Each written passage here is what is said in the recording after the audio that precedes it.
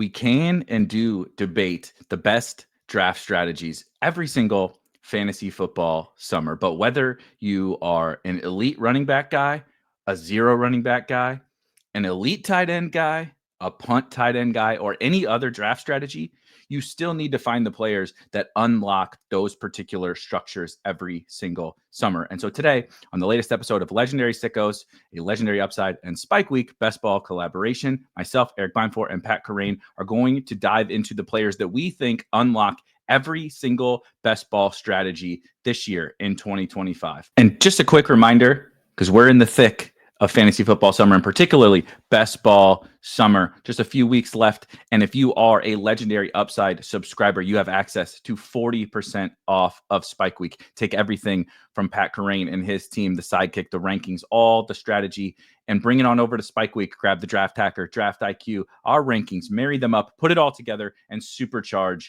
your best ball drafts. 40% off Spike Week with code LEGUP for Legendary Upside subscribers. But enough of the housekeeping stuff. Let's get to the show.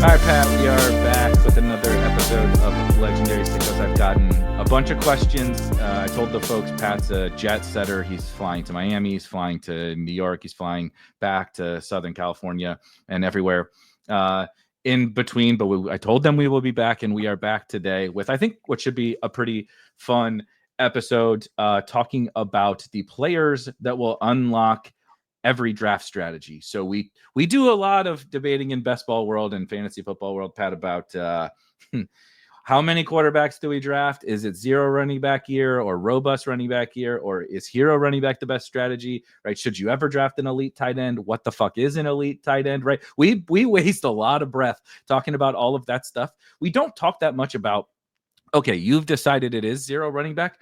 What players are the ones that like unlock that specific structure? Right? We all have our different favorite players, but sometimes the best player for a certain team is dependent upon the structure that you're drafting. And I like to dabble in all of the different structures, even though I have my personal favorites, and you and I align on a lot of that. But I'm interested to see today what we get into. We were joking right before, just a minute ago before we went live, that neither of us prepared all of our answers yet for this one. So the folks are going to get to see how the sausage gets made and see us come up with our answers in real time based on obviously a lot of drafts that we've done. I'm literally typing in some of the guys that I think I might want to talk about. Deleted a dude. No, yeah, so this is a fun one. Well, I mean, this is like the way we do all this stuff is we'll just kind of talk through things and often kind of I'll like change things that I was going to say based on ideas that we have as we go. So yeah, this will be kind of a fun framework. And yeah, we could be excited to kind of talk through who you have for these and see if there's anything I'm missing. So we put I think this will be particularly fun because we were also mentioning before we went live, we haven't necessarily talked about some of these. So I think you and I have talked about elite tight end quite a bit, and we've certainly discussed elite quarterback a little bit. I don't think we've talked a ton about what happens. So I think when you punt at quarterback or you punt at tight end, because those things can happen in a room, and you may love elite tight end, but you don't get one in every single draft, right? You may love Josh Allen and Lamar Jackson and Jalen Hurts, but you just don't get them in every draft, nor do they make sense necessarily in every draft. So what happens? Did some draft? Been doing some DraftKings drafting. I know you're quite familiar with the wild west of a DraftKings best ball room, and sometimes if you take that bait, they're holding that bait of that wide receiver that's a round and a half past ADP in the 9th round, and you take that bait, they may take every goddamn quarterback before you get back on the clock in DraftKings. So sometimes you get forced into some of these structures, even if you didn't love them. But we're going to talk about, of course, some of our favorites, like zero running back, a robust running back team, a hero running back team. Is there a difference between a hero running back team and something like a zero running back team in terms of this player that's going to unlock that structure? We'll see. We'll get to it. And then elite quarterback, elite tight end, and punt quarterback and punt tight end. I don't really care what order We start in. Do you have a particular preference on which one of these you want to start with? No, I think we just kind of throw guys out, and we can go from there. All right, go first. You whatever strikes wrote us. some names down. I want to hear the first one. All right, I will start with robust running back, and I know that you agree with this one, so this will be pretty easy. But I'll say R.J. Harvey, and the reason I'll say R.J. Harvey is, we can kind of debate what exactly robust running back is, but if I'm going to go with like 4 running backs through 6 rounds, and then that could be a hyper fragile build ultimately, but maybe I go to 6 running backs or something, so it's like technically a robust running back room. It would be for R.J. Harvey, maybe even with Travion Henderson as the 4th back, who is one of the guys I strongly considered for this. But I'll say Harvey because we're thinking about, why are you doing robust running back, or why would you go 4 through 6? It's because you're getting a really good running back in 6. It's not because I went 4 through 5 usually, right? So I don't know if I've done that really at all. I probably haven't done that once. It's that I get the running backs at the 5-6 turn, and I just grab Henderson and Harvey, or maybe I might do like a Connor and a Harvey if I'm just really not liking the wide receiver options there or whatever. But yeah, it's because Harvey's available in the 6th.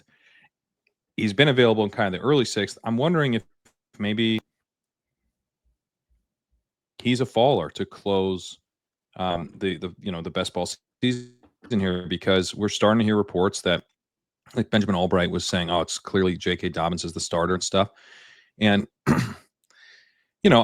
maybe he is technically the starter from like a who gets the first carry perspective, but it sounds to me like Harvey, from everything I've read, that Harvey's had a really strong camp, has really impressed his coaches, and is like on track for the type of role that we want for him in the back half of the season. The week 1 stuff just doesn't matter that much, and especially if you have the kind of upside that he does down the stretch. In some ways, I almost like want Dobbins to kind of get 15 carries in week 1 or something, and then kind of let the rookie kind of learn, and then maybe wear down a little, and then Harvey can come as the over the top hammer at the end of the season. J.K. Dobbins has never gotten hurt, so I don't know what you're talking about. It's not like J.K. Dobbins has ever. He's a picture of fucking health in his NFL career. I can't imagine he would wear down over the course of 17 games.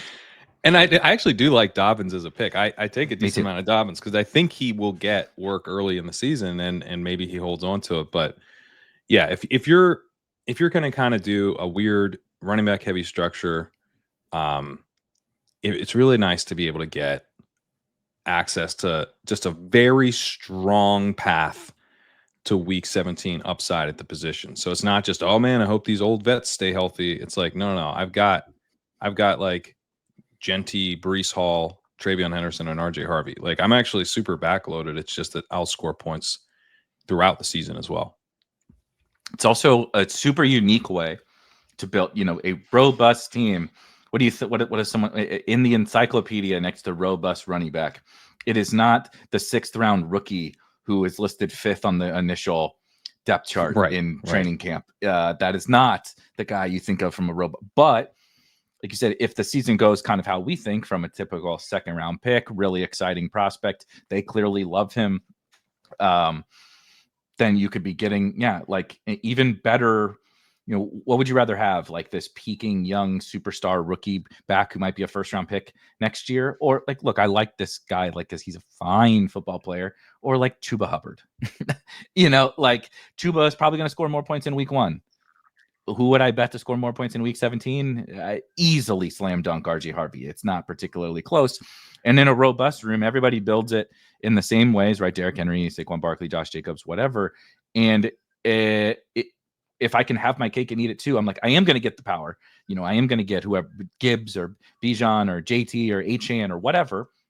But then I'm going to also be able to be peaking later in the season. I think that is something that people don't think about in terms of unlocking robust running back. They would be like, okay, tell me which 15th round wide receiver is going to be awesome, right? In terms of unlocking robust running back. That's what, to me, it's like, why would I do this?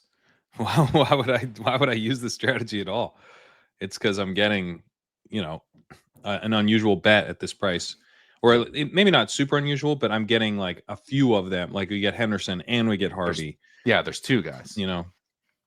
So it's easier to get Henderson and easier to get Harvey as a result. I think in a different running back class, I think these guys, at least Henderson, really might be up in the 4th round by now. I think Hampton and Genty, like there's those guys that kind of keep, like, you're that type of drafter that you're gonna spend a 3rd round pick on a rookie running back or a 4th round pick on a rookie running back. Like you probably already have Hampton. So yeah, I think the running back class just being really strong is something I'm kind of continuing to think about. Yeah, it's kind of interesting that everyone loves Amari and Hampton because now with this Najee shit, you can project him, right? He fits into everybody. Right. No matter what if you're like us and you like this RJ Harvey type stuff, you also obviously like Hampton, but the running back bros like him now too. So he's like the ultimate riser because he fits everybody's. Well, Slater got hurt, so now he's out for the year. So that's I think the volume bros will be a little bit more. It's back to more of a kind of he's a really good running back bet to an extent. So I don't know. Maybe we'll get him at the 3-4 turn again. Hopefully, because that was a lot more fun than having to decide between him and Trey McBride. It's not quite as fun as between him and Mike Evans. It was a lot better when it was the Mike Evans conversation.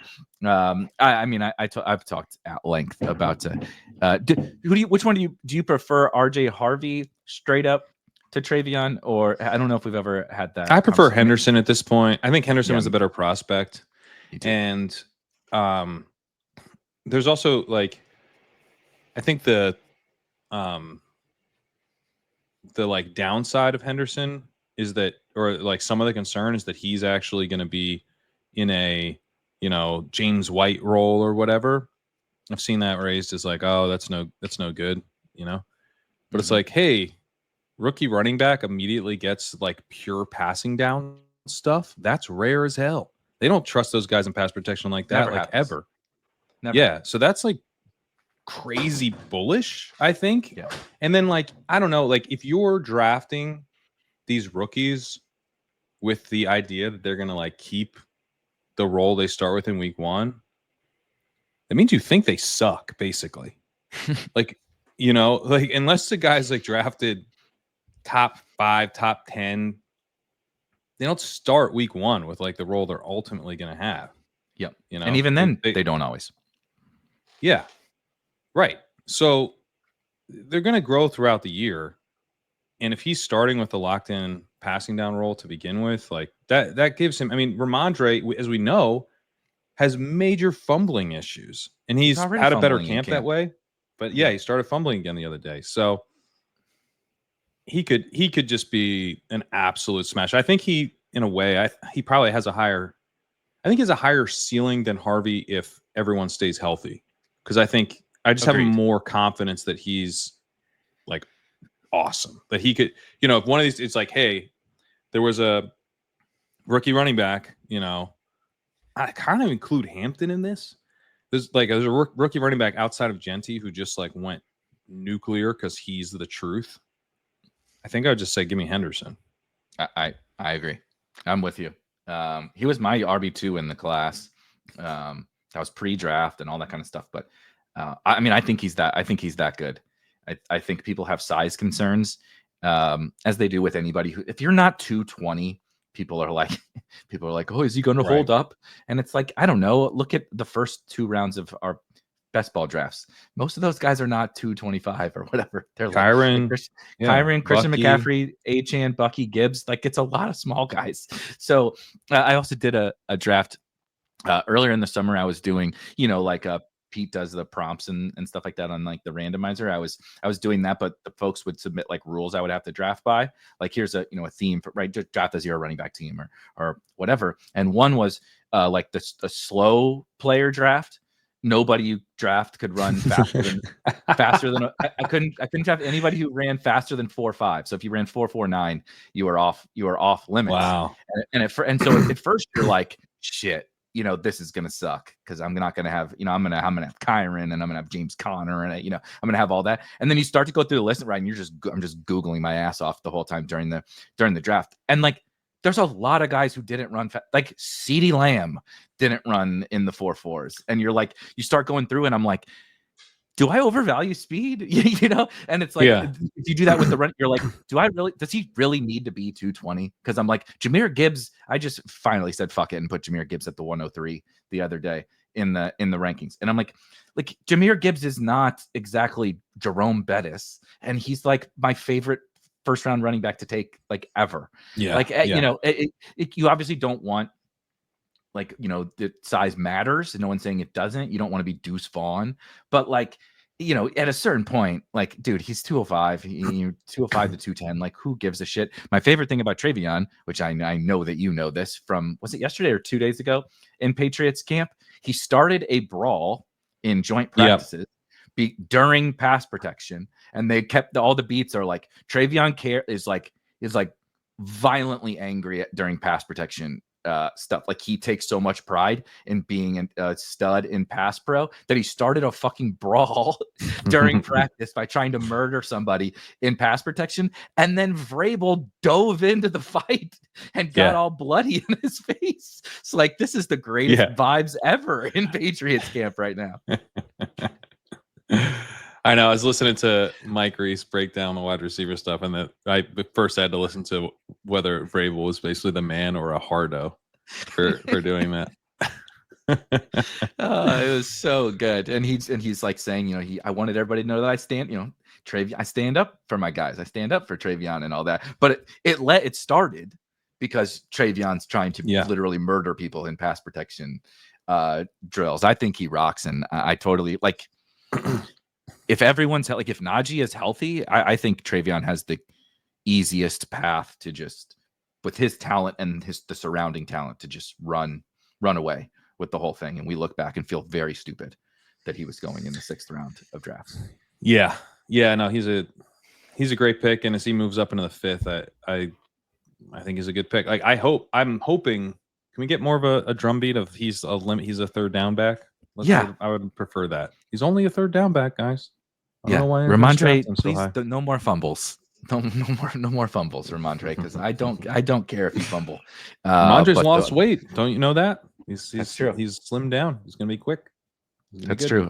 Imagine Ramondre's quick, and RJ Harvey is the 5th best running back on the Denver Broncos right now. The perfect robust candidates. My robust candidate is somewhat in the ilk of the wide receiver, where if you do choose to go the robust route, like, you know, we talked about, and maybe polish it up with RJ Harvey, you kind of need some upside from wide receiver, and you may need to employ some of these other tactics, like punting it, like there's some cheaper quarterbacks and cheaper tight ends. And so maybe in that quarterback window, there might be a wide receiver who's got a pretty sick run out here, was a 2nd round pick last year and had a sort of disappointing rookie season, but he's attached to Josh Allen. And I think Keon Coleman on the Bills is a guy who I've been continually getting higher and higher on over the course of this draft cycle. So has the market a little bit.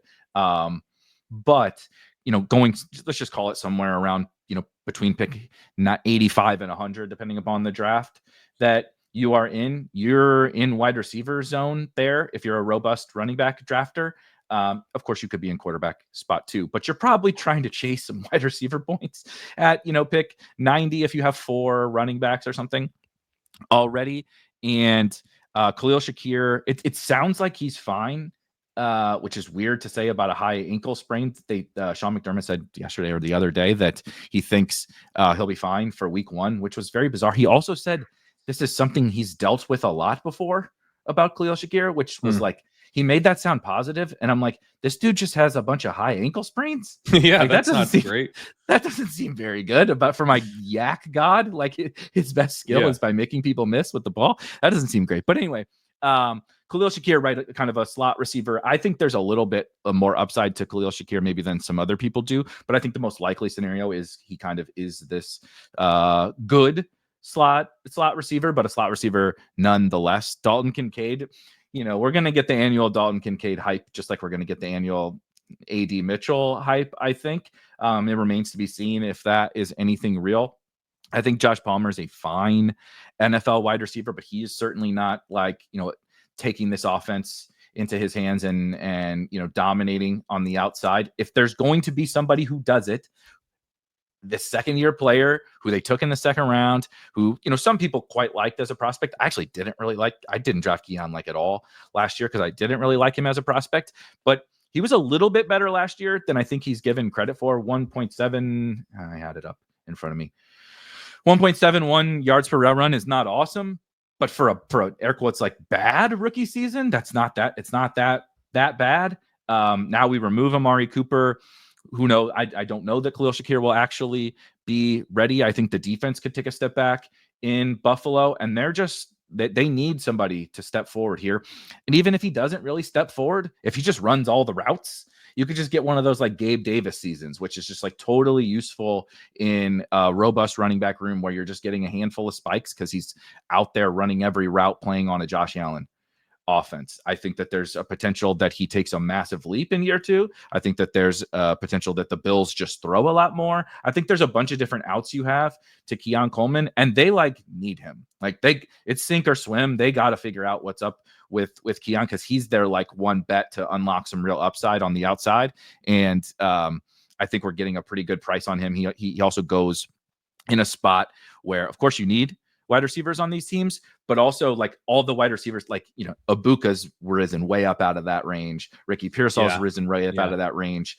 Golden's risen way up out of there. It's like him and Godwin and Jaden Higgins, in that range now. And I think he just really pops off the screen at that price.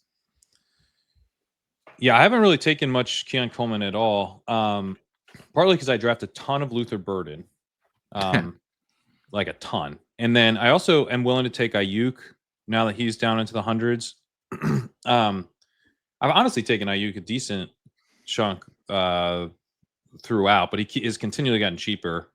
And it doesn't, I don't know. To me, it's that people are sort of internalizing that he's going to miss a huge part of the season, but it's been clear he's going to miss a bunch the whole time. And so I've always drafted him as like a pure end of season play. Yeah. Definitely. The more I looked into it, I was like, yeah, maybe we're being a little too optimistic about what he looks like when he gets back. But when he's down there, I don't mind him. But Ayuk and Burden both probably fit more, wide receiver 5s than if you're trying to find wide receiver points on a robust team. So Coleman definitely, this is the spot where I think he does make sense. The part that I struggle with a little bit is how much of last year was him just not being very good, and how much of it was him. I believe he suffered an injury that he played through. Yeah, and then he was splitting time with Mac Hollins down the stretch, and so his yards per route run including the playoffs drops to 1.55. It was his wrist. Okay. Last year.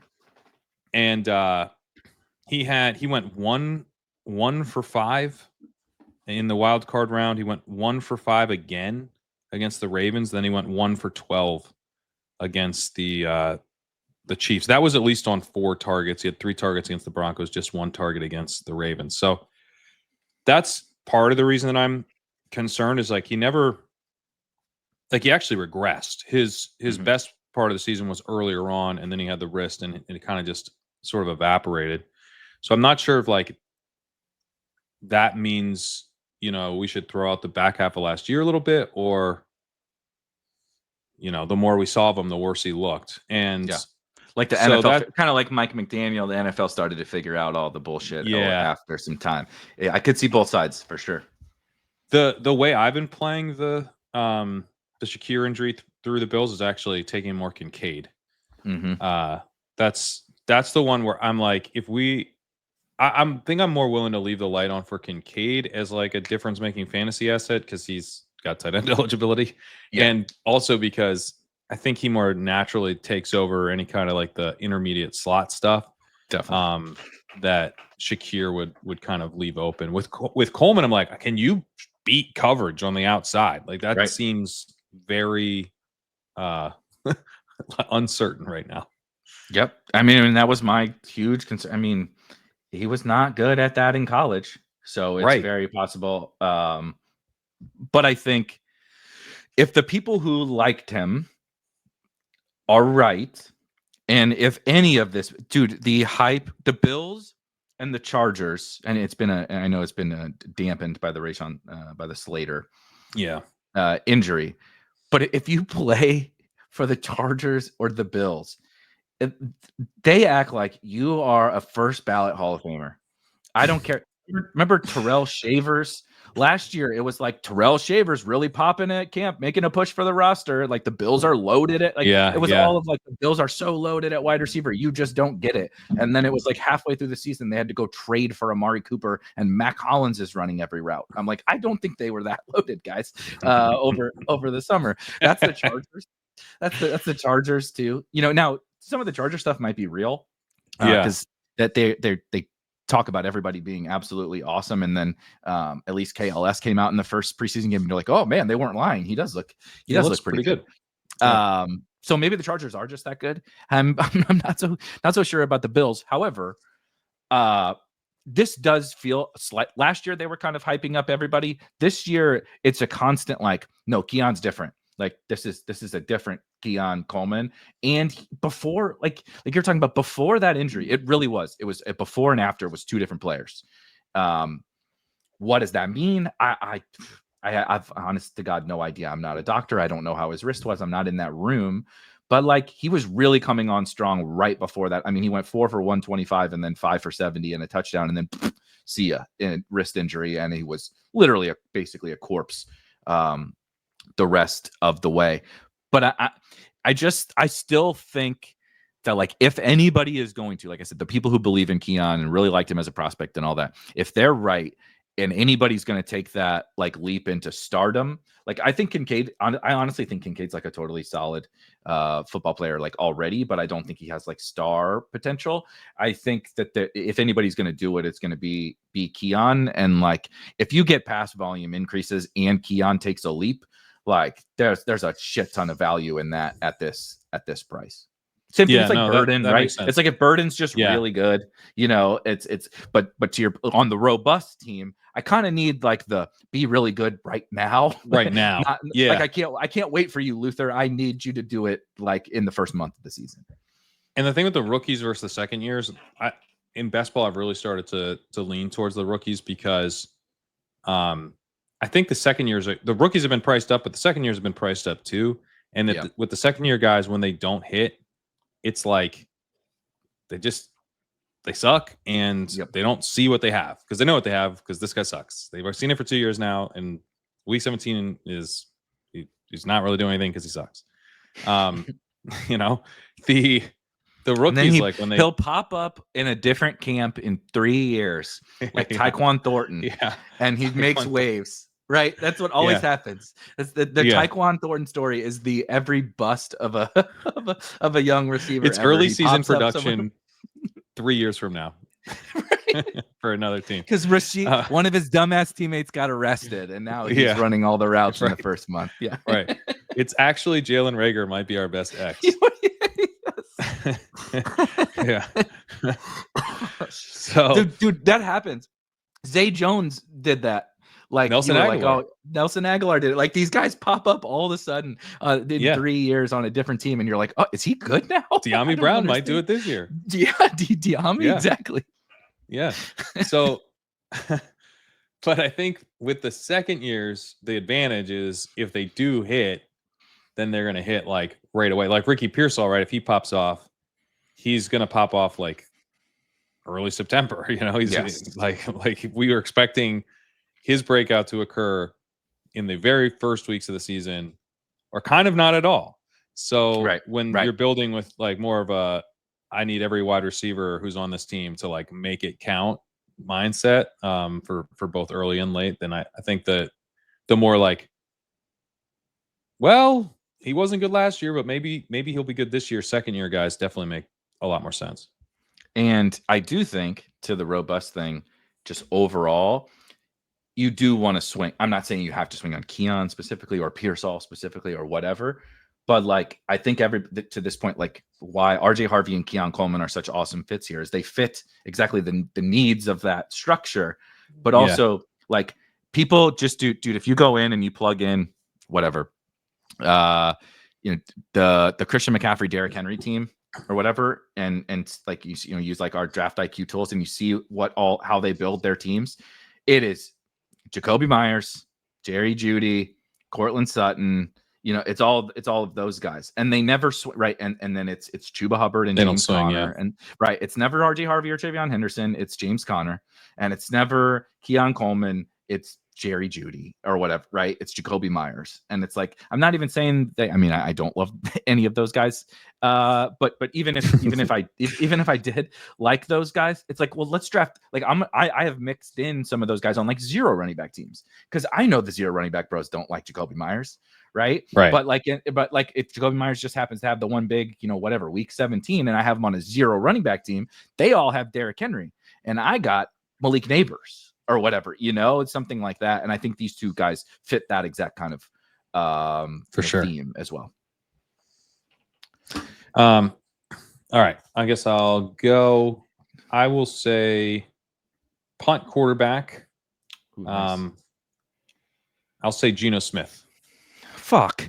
That was the only one that I knew I wanted to say. So at least we agree. He was literally the only one I had written down so far. I've only written down one per, so I'm hoping you don't snipe me because don't snipe me, bro. Then I gotta scramble. The guy who wrote an article about asking people to snipe him is not willing to be yeah, don't please live don't, not on podcasts. That's not what I meant. Geno is a very fun punt quarterback because one, I probably already have Brock Bowers, who, spoiler alert, is going to be my elite tight end. I might as well just take care of that. Brock Bowers is my elite tight end. He's gonna smash.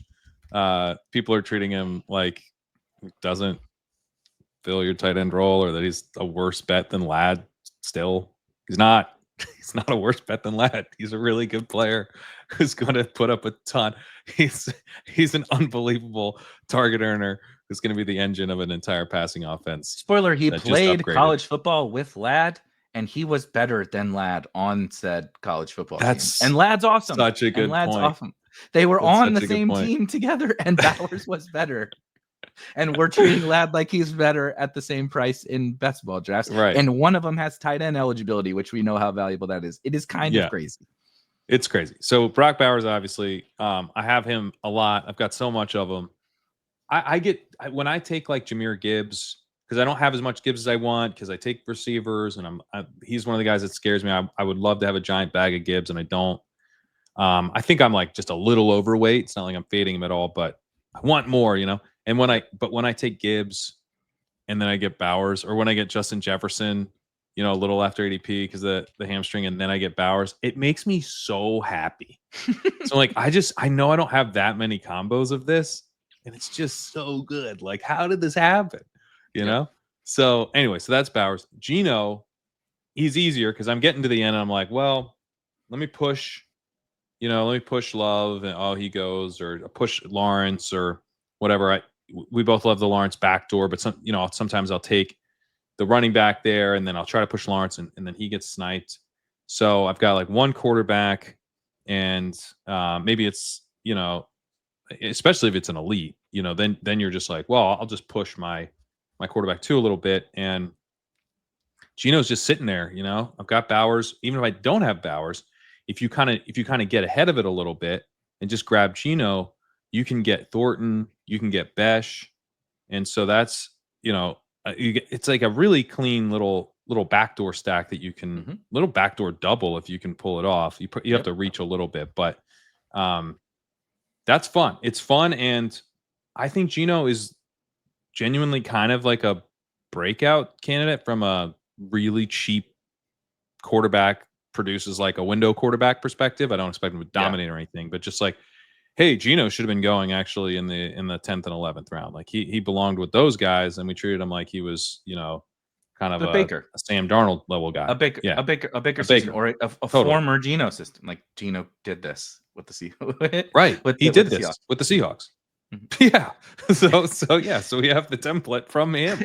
From literally, he created the fucking template. Yeah. He's just like, it's such a tricky thing because we talked a little bit about the DraftKings streams and how chaotic they are, and I go get my quarterbacks.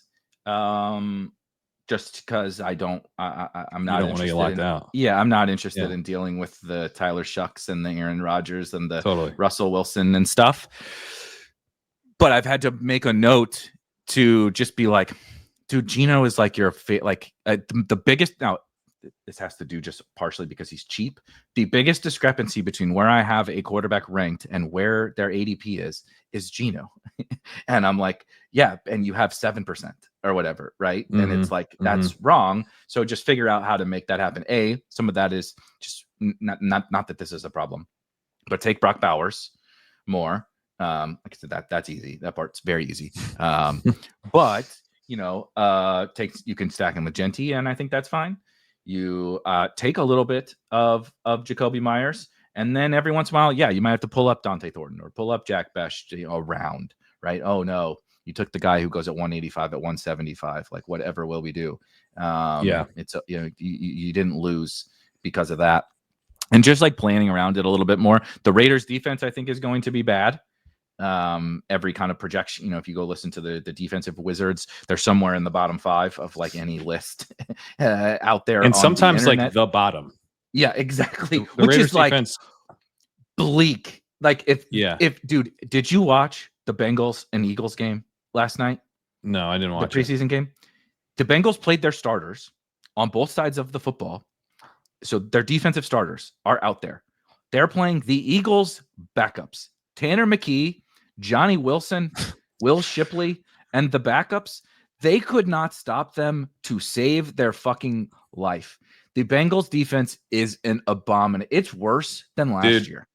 I don't know. So I've been listening to Greg Rosenthal's pod, NFL Daily, and he was talking about this was like probably a week ago, but he was saying that Burrow's been very complimentary of the defense and talking about like how difficult he's made life on offense, specifically the offensive line. And so the question then was like, is the Bengals defense good, or is the Bengals offensive line like back to being a serious problem? Exactly. And it might be that. It might be actually the Bengals can't block. Yeah. Is Burrow going to die again? Remember when Burrow tore his ACL, how bad it was because the offensive line was an absolute disaster, whatever that was 4 years ago. That reminds me. This is another revelation that I've recently had. A name from here may come up for me at some point. But Romeo Doubs is getting a lot of like, oh, this is a new Romeo. He's dominating at Packers camp, right? This is a new Romeo. He's taken a leap. And all I could think of was, how bad are the Packers corners that Romeo Doubs, that everyone's takeaway is Romeo Doubs is dominating? I'm like, I'm sorry. Seriously. Romeo Doubs did not turn into Randy Moss overnight. It just, you'll never be able to convince me that this like mid-ass wide receiver, the most mid, like he's an NFL receiver. He's not nothing. Sure. But I'm like this most Josh Palmer ass receiver is all of a sudden a superstar. I'm like, no, so it's probably because his former wide receiver teammate, Bo Melton, is the second string fucking corner for the Packers. Like they have a wide receiver covering the guy, right? This is like a small school, high school problem. Where you barely have enough kids to field a team, right? Everybody's got to go both ways. The Packers DBs are like they got converted wide receivers and XFL guys and like 5th round rookies. I'm like, that's why Dobbs looks awesome, right? Matthew Golden is uncoverable. Well, yeah, because Bo Melton is covering him, dude. Yeah. This actually might be very bearish for Matthew Golden, who's had a strong camp. But what if it's because the Packers just don't have any corners? Yeah, I mean, the one Nate Hobbs, the veteran that they signed, he's hurt. He's out for the rest of camp.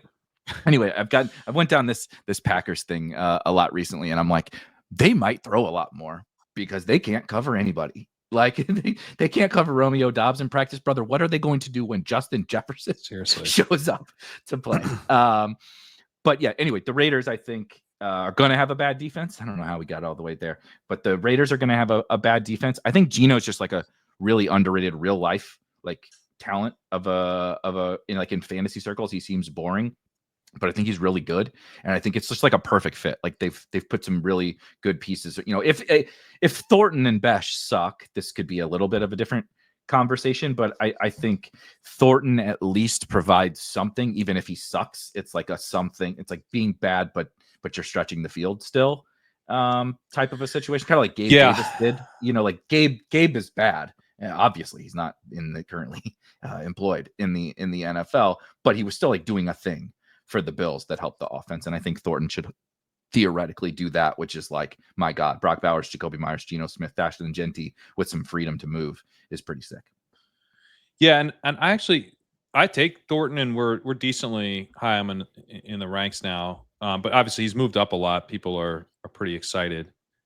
I'm wondering if maybe we still need to come up on him, because when you think about Thornton, like at a minimum at this point, he looks likely to be like a Michael Wilson.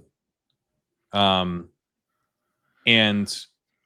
it's not like the worst thing in the world, at that price. Like you can work with the Michael Wilson, especially as a stacked, wide receiver depth piece. But you think about like what he could be, like he could, I don't know, like if all I know is that a rookie wide receiver was a team starting X from like the first day of minicamp, basically. Like I'd be like, yeah, and where's he going? Oh, and like the 150s. All right. Like, so I'm wondering if we're like still a little bit too low on him.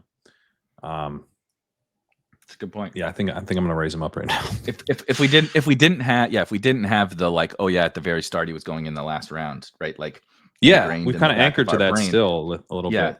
Yeah.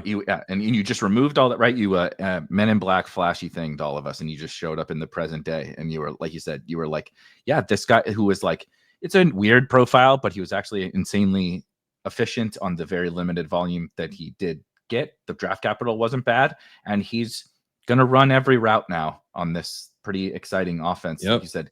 And you're like, yeah, he goes at pick 175. You're like, yeah, sign me up for that. You know what I mean? but we're like, I don't feel that comfortable because I used to get him at 210 or whatever, which is foolish. But that psychology is ingrained in all. It just is. Yeah. It just happens to all of us. Totally.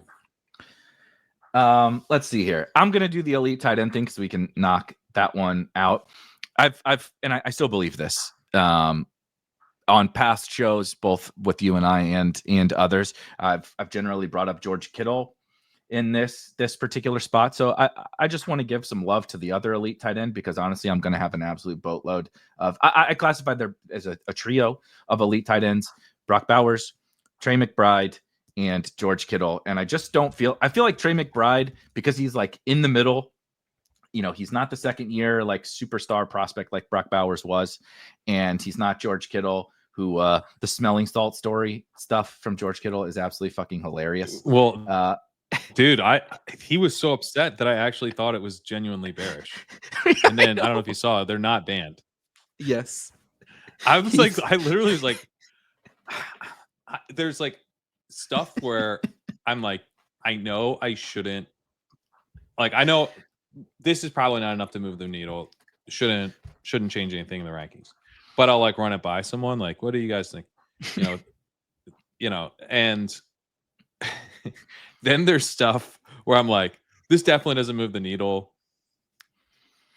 But like, I kind of think maybe it could, but I'm not even going to tell anyone. I don't even want anyone to know I had that thought.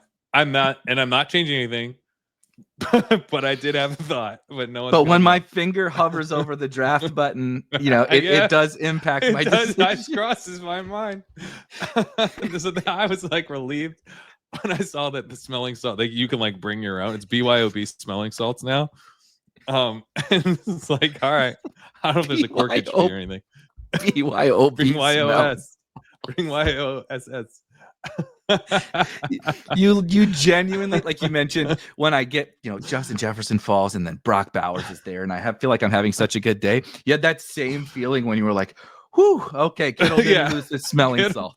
Also, you can keep going. Baker, how many saw the interview with Baker?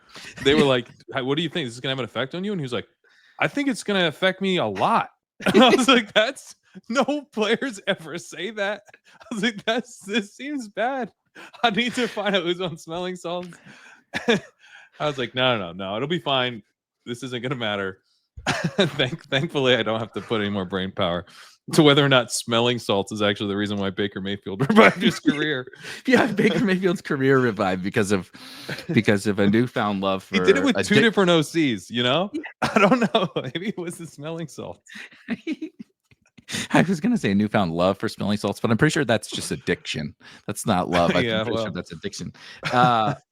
Those two guys are awesome, by the way. Baker and Kittle, they're just great gems. They tell us exactly what is on their mind. And there was a fight at practice the other day, and maybe yesterday, and Tristan Wirfs is recovering from with his knee issue or whatever it was, and so he's progressed. Now he's just got one cane or whatever, and big ass Tristan Wirfs was hobbling out there with a cane to try to get involved in the training camp fight, and they asked Baker about it, and he needs to keep his old wobbly ass back over there on the sidelines or whatever.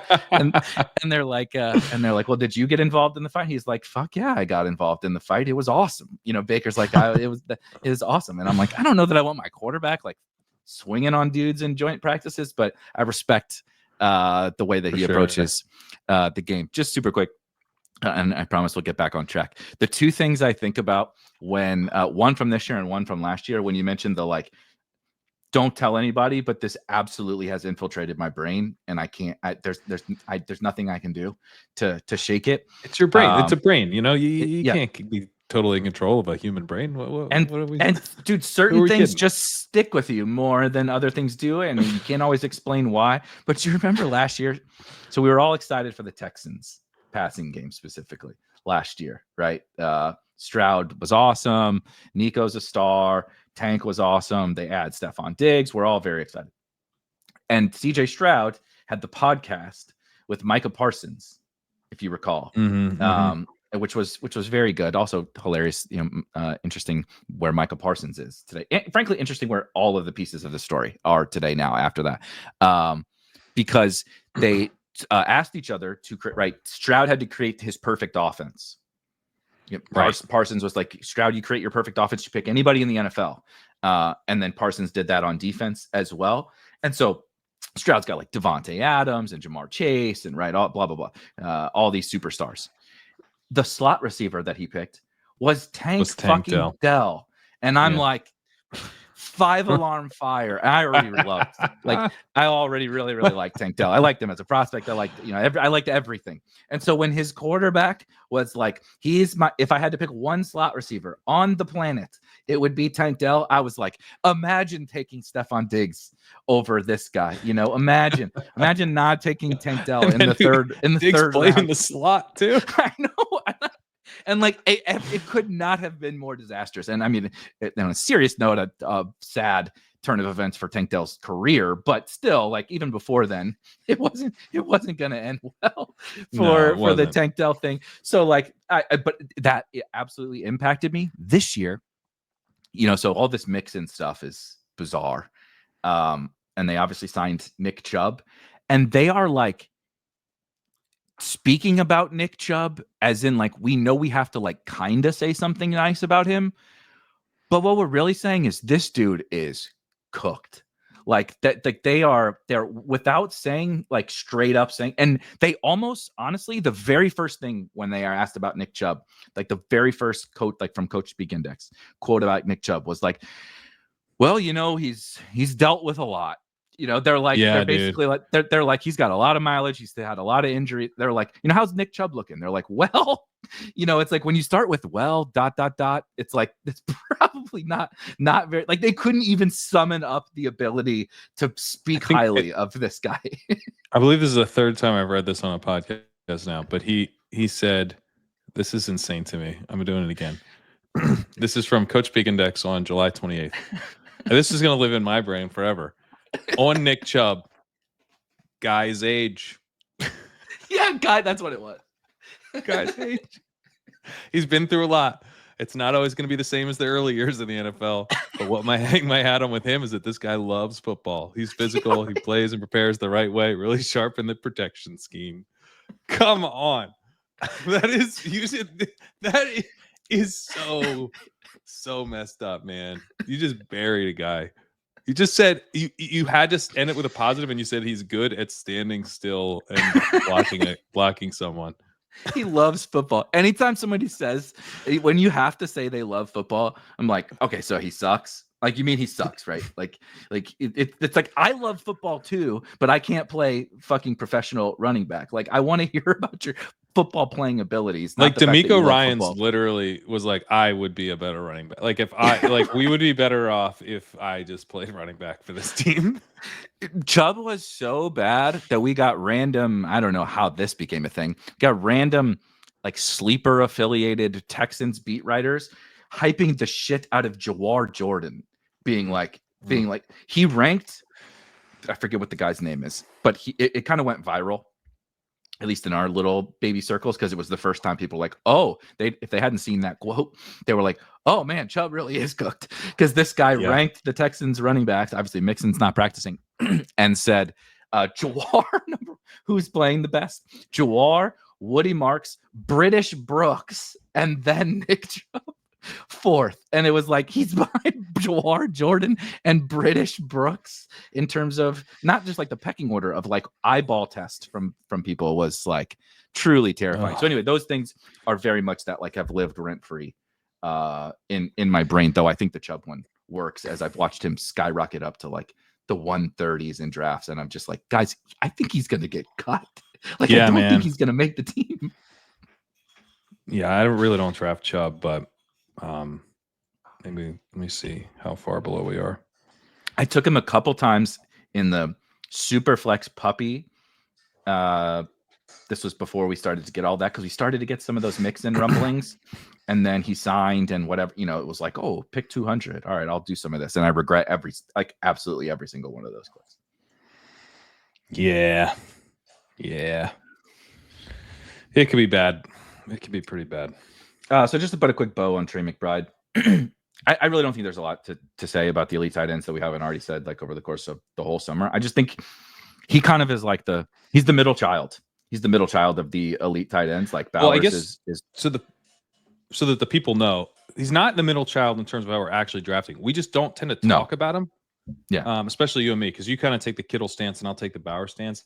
But like I have at one point I had more McBride than Bowers. I still have more McBride than Bowers, and almost the same as Kittle. Almost the same. So we're drafting a lot of McBride. We don't.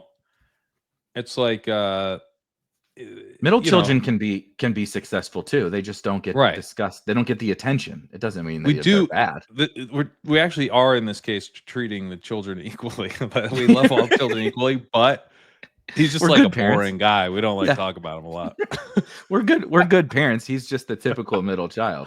We love him. I don't find him interesting really, but I love him. I love. I mean, he's still my child, but that Trey, he just keeps to himself. Not much personality on that. On a lot of personality, but yeah, he's great.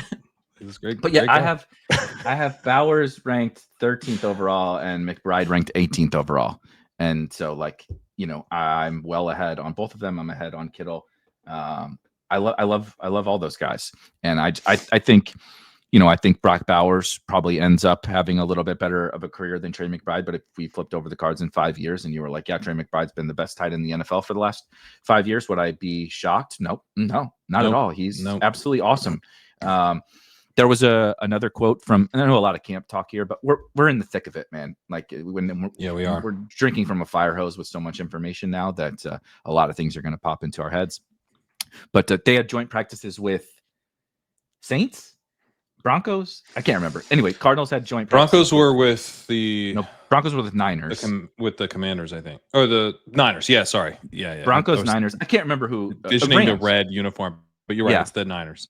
Cardinals and Rams, maybe. I think it might have been. Anyway, it's not important. But the whoever they had joint practices with, the coach came over to Gannon or whoever, I don't remember who's telling the story, and basically said something along the lines of like this McBride, like, how does anyone stop him? They're like, if we don't put two guys on him, he makes a play. He's like, this is like insanity. And like There's only a few guys, like Bowers is in that ilk as well, but it's like Bowers, McBride, Kittle, like no other tight end causes that kind of havoc on a defense. And I think they're being held back because specifically for McBride and Bowers, they haven't scored a lot of touchdowns. And like Deontay Johnson has an 8-touchdown season. Terry McLaurin hadn't scored very many touchdowns and just scored damn near 20 in a season. Like that stuff is fickle, and I truly don't care. I think that they're just absolute slam dunk picks. I'm doing this breakout series on the wide receivers, looking at the mid-round wide receivers, trying to predict which guys can be like, the Stephon Diggs 2020, Cooper Kupp 2021 type years. And the touchdowns thing really jumps out as not just something to, understand is volatile, but something that I think we are actually pricing in a dumb way. Like that. So if you look at the wide receivers who broke out, none of them scored very many touchdowns the previous year before they broke out. And all of them were going in rounds 4 to 6. So it's like they're obviously the type of really talented receivers who can go nuts. And so we underpriced them. One of the reasons that, we did that is because none of these guys before the breakout season had more than 7 touchdowns in that previous year. So, and like Cooper Kupp had 3 touchdowns, I believe, before he went nuts. It was a very low number. Didn't he have a year where he scored 0 or 1 or something like that? Kupp did at some point. He had like 1,000-yard season where he scored like 1 touchdown or something. I might be exaggerating. Probably. It was the 3. Yeah, it was the 3 the year before. Yeah. It was right. Yeah, it was the year before he had 3, and then he had something like he had 10 the year before that. Per game. How the hell? What? I cannot believe the discount we got on that dude. He had an 1,200-yard season with 10 touchdowns, and then we just like forgot about it because he had the 3. He had the down year, and so he went from 3 touchdowns to 22 in 1 year. 3 to 22. Like our ability to read into what 3 touchdowns means is not very good. Yeah. And I think it would be one thing where you say like, hey, you're saying touchdown scoring is like doesn't matter at all and is not a skill at all. And like these dudes do have skill, getting open in short areas or being big or whatever, or they can be used on like sweeps and gadget plays, blah, blah, blah. Sure, fine. But like this is definitely in the market. We talk about it all the time, and then you see like, oh, the biggest breakouts we've ever had from mid rounds, like all like at least since 2018 peaked at 7 touchdowns the year before. Like, yeah, that's probably why they were going the mid rounds to an extent. So when I'm looking at these guys in the mid rounds who, had 4 touchdowns the year before, I'm like, great. That's great. That means I'm like probably not paying full price for the talent. I'm actually starting to view it as a bull signal. McBride, I think that it really applies to as well. Like if McBride had the season he had last year and he had 12 touchdowns, he's going in the late first round. Definitely. Right? He's going in maybe he's going maybe like, with the Puka, with the Stafford concern, he probably just flips Puka. Like that's the level. He'd be like, it's like, oh, well, Neighbors, yeah, but you got to worry about the quarterback play there. So why don't you just take McBride? He's just absolutely crushed. He was the guy you needed. It's definitely the reason he's available at the 2-3 turn is that he didn't score any touchdowns. And I just don't think we're any good at it. It's saying, oh, we're way, way too willing to say that says something very meaningful and predictive about this player. Always. Like it's one of the things the royal we in fantasy latch onto all the time, right? This guy is going to score fewer touchdowns. And I'm not even saying that the logic doesn't make sense, right? Zay Flowers, Jacoby Myers, Deontay Johnson, Khalil Shakir, whatever, like all these guys. I'm not saying that Trey McBride is in that ilk. I'm just saying every year we do this, right? Terry McLaurin, I know he got the Jaden Daniels upgrade. Prior to last season, peaked as a rookie, hilariously, in 14 games with 7 touchdowns. Here's the seasons after that. 4, 5, 5, 4. He has 41 total touchdowns in his 6-year NFL career. 16 of them came last year. So if you have this sample of 5 years, you're like, okay, yeah, I got an idea. This is what Terry is. And then guess what? We weren't, as you nailed it, we weren't pricing the talent correctly because we just kind of assumed he is this, whatever, 1,000-yard, 6-touchdown player. And it's like, no, he's just pretty good, and pretty good players can have monster touchdown seasons. I'm not projecting Terry to score 16 touchdowns again. Of course, I don't know if he's going to play, but Trey McBride can score double-digit touchdowns in a season. To pretend he can't is just, you're just wrong. I hate to not to be an asshole, but you're wrong. He absolutely can. I don't care about the Colorado State days. I don't. It's funny. It's a very funny bit, but like it's just not based in anything reality. My punt quarterback. Go ahead. I was just gonna say, like, if he let's even just say he had let's say he had 10 touchdowns, because he only played 16 games last year. So let's give him 10. So I said 12, let's give him 10. And you just tack those extra 8 touchdowns on. Pretty nice to have that. But he would have scored 18.2 PPR points per game in 16 games. Pulling that up compared to the wide receivers, I mean, that's a really, really strong season. Yep. It's loading. I think he would have been wide receiver 2 last year, but let me confirm. Jesus Christ. He caught 111 balls for anybody that doesn't remember the season. He had 111 catches for 1,146 yards. Yeah. 16 games, as you said. 16. Not 16 games. In 16 games. Yeah. So, I mean, if he's doing that, he would have been wide receiver 3. So Jamar Chase had 23.7 points. Wide receiver 4. Justin Jefferson had 18.6. Amon-Ra had 18.5. Give him 11, and he would have passed those guys. So you get Amon-Ra St. Brown at tight end. That seems good. It's Amon-Ra St. Brown at tight end is the play, if he can score touchdowns. And Amon-Ra St. Brown, by the way, had 12 touchdowns. So it really is. It's just like, you better be sure he can't score touchdowns if you're not taking Trey McBride, because if he does score touchdowns, it's Amon-Ra St. Brown plus touchdown, or Amon-Ra St. Brown plus tight end eligibility from last year. So, yeah.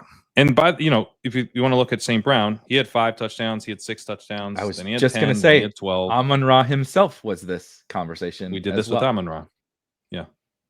Yeah. Great player. We all loved him immediately from the rookie year down the stretch, right? Came on strong down the stretch, but he was immediately coined the Deontay Johnson, right? The slot. Yep. I know Deontay wasn't a slot, but you know what I mean? Like the Jacoby Myers or whatever. Like, yeah, I think he's a pretty good football player, but what's his upside really? And it's like, well, his upside is 1,500 yards and 15 touchdowns.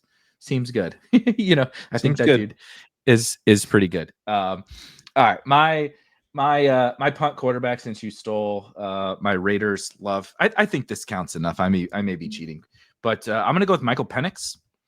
I think kind of the opposite. He's close enough, right? In the 140s by ADP. He's like the QB, like a million. I don't know. He's way down the list in terms of price.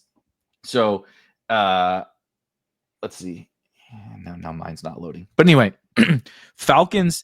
It feels like flop lag season for the Falcons. If you recall last year, right? Oh, we've been waiting for years. Get Arthur Smith out of here and get these guys a quarterback, and the Falcons are going to explode. And they got Kirk Cousins. And then we even had this conversation last year about, so even if Cousins doesn't go well, there's Penix, because we thought was stupid at the time turned out to maybe be good. I don't know. Drafted Michael Penix in the first. Was that? Don't still sign bad? Cousins. I still think it was bad, because it's just like, in isolation, it's not bad to take Penix if you think he's good, but it's like your off season was bad. Why did they sign Cousins? Yeah, why did you sign Cousins? If they loved Penix this much. It was clear they could get Penix where their draft capital was. If they were set on Penix, then the only way that it ever made sense to me is that Morris didn't really get involved in the scouting process until after free agency. And that basically they fell in love with Penix like after signing Cousins. And then they were basically like, well, sunk costs, not going to fall victim to sunk cost fallacy. Let's go get this guy. He's a star, which I would actually credit them for that part. But I don't credit them for not doing the work before free agency, if my theory is correct. But that's the only thing that makes sense to me. Why wouldn't, if you knew you loved Penix, you must have fallen in love with Penix after signing Cousins. Because Cousins' whole deal is that he wants security. He doesn't want what happened to him to happen. His whole thing was like, I don't want. That's why exactly what happened to me to happen to me. That was the reason he signed in Atlanta. He could have gone back to Minnesota, but he thought they were going to do that to him. And he said on, if you watch Quarterback, right? They said on the Netflix show Quarterback. Yeah. Cousins said on there that he could have gone back to Minnesota, but they were going to go year to year with him because they were probably going to draft JJ McCarthy. And so it was like, we would love to have you back. Quote. I haven't seen Quarterback yet. Yeah, he straight up said he signed with Atlanta because Minnesota offered him to come back, but it was basically to be the Kurt Warner to the Eli and the whatever. Yeah, the bridge quarterback, and he didn't want to do that. He wanted to go somewhere where he was wanted to be there for the future, and then they fucking drafted. They committed to him with a big contract, and then they drafted Michael Penix, and he had to be the bridge quarterback. But from the Falcons' perspective, I don't know. I don't really know what they're doing. So maybe there's something going on, just an inherent flaw in the whole Falcons organization. However, I think with the talent on the field, with Drake London, with Bijan Robinson, I'm not falling for the Kyle Pitts hype. If it happens, it happens. Have you seen that video that I don't know if it's starting on Instagram, but yeah. Yes. Do it, draft Kyle Pitts. Dude, I can't believe it. I was really hoping we could get through one summer without. Speaking of, you want to talk about things that definitely infiltrated now I've gotten over this one, but if I'm falling for the Tank Dell, CJ Stroud loves Tank Dell. The Michael Penix and Kyle Pitts are golfing buddies. Got me. I'm not gonna lie to you. I clicked them a couple times after that. I was like, okay, this is some real shower narrative type stuff we got going on here. You want to hear another one? Those guys.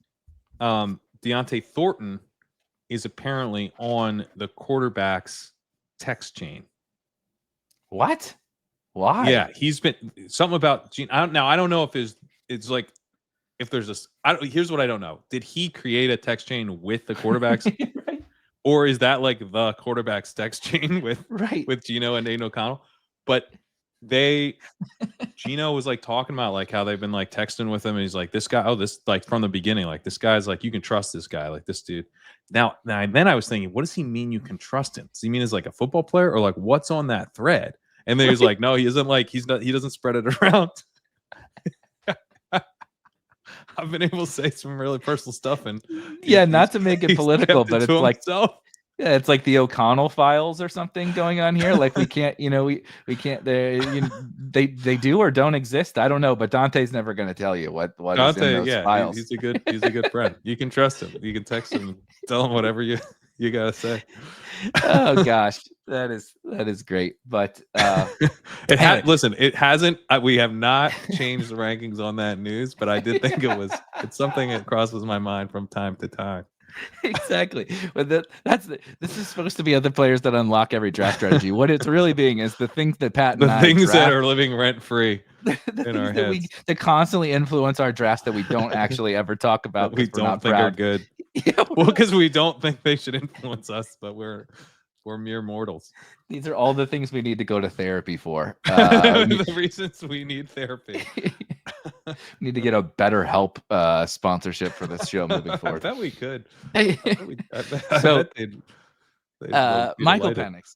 Okay, but I am genuinely excited for. I'm overweight, Michael Penix, and I just straight up think like from the most basic, like form of analysis, everything we said last year about the Falcons is exactly relevant to this season, except now instead of Kirk Cousins, we're taking like maybe even a higher upside potential quarterback here. A first round NFL draft pick, took his team to the national championship game, looked pretty solid, not perfect, but looked solid when he got his action down the stretch. Last year targeted the ever loving shit out of Drake London, by the way, when he was in there. Go look at I think Reeves mentioned he targeted him on like damn near 40%.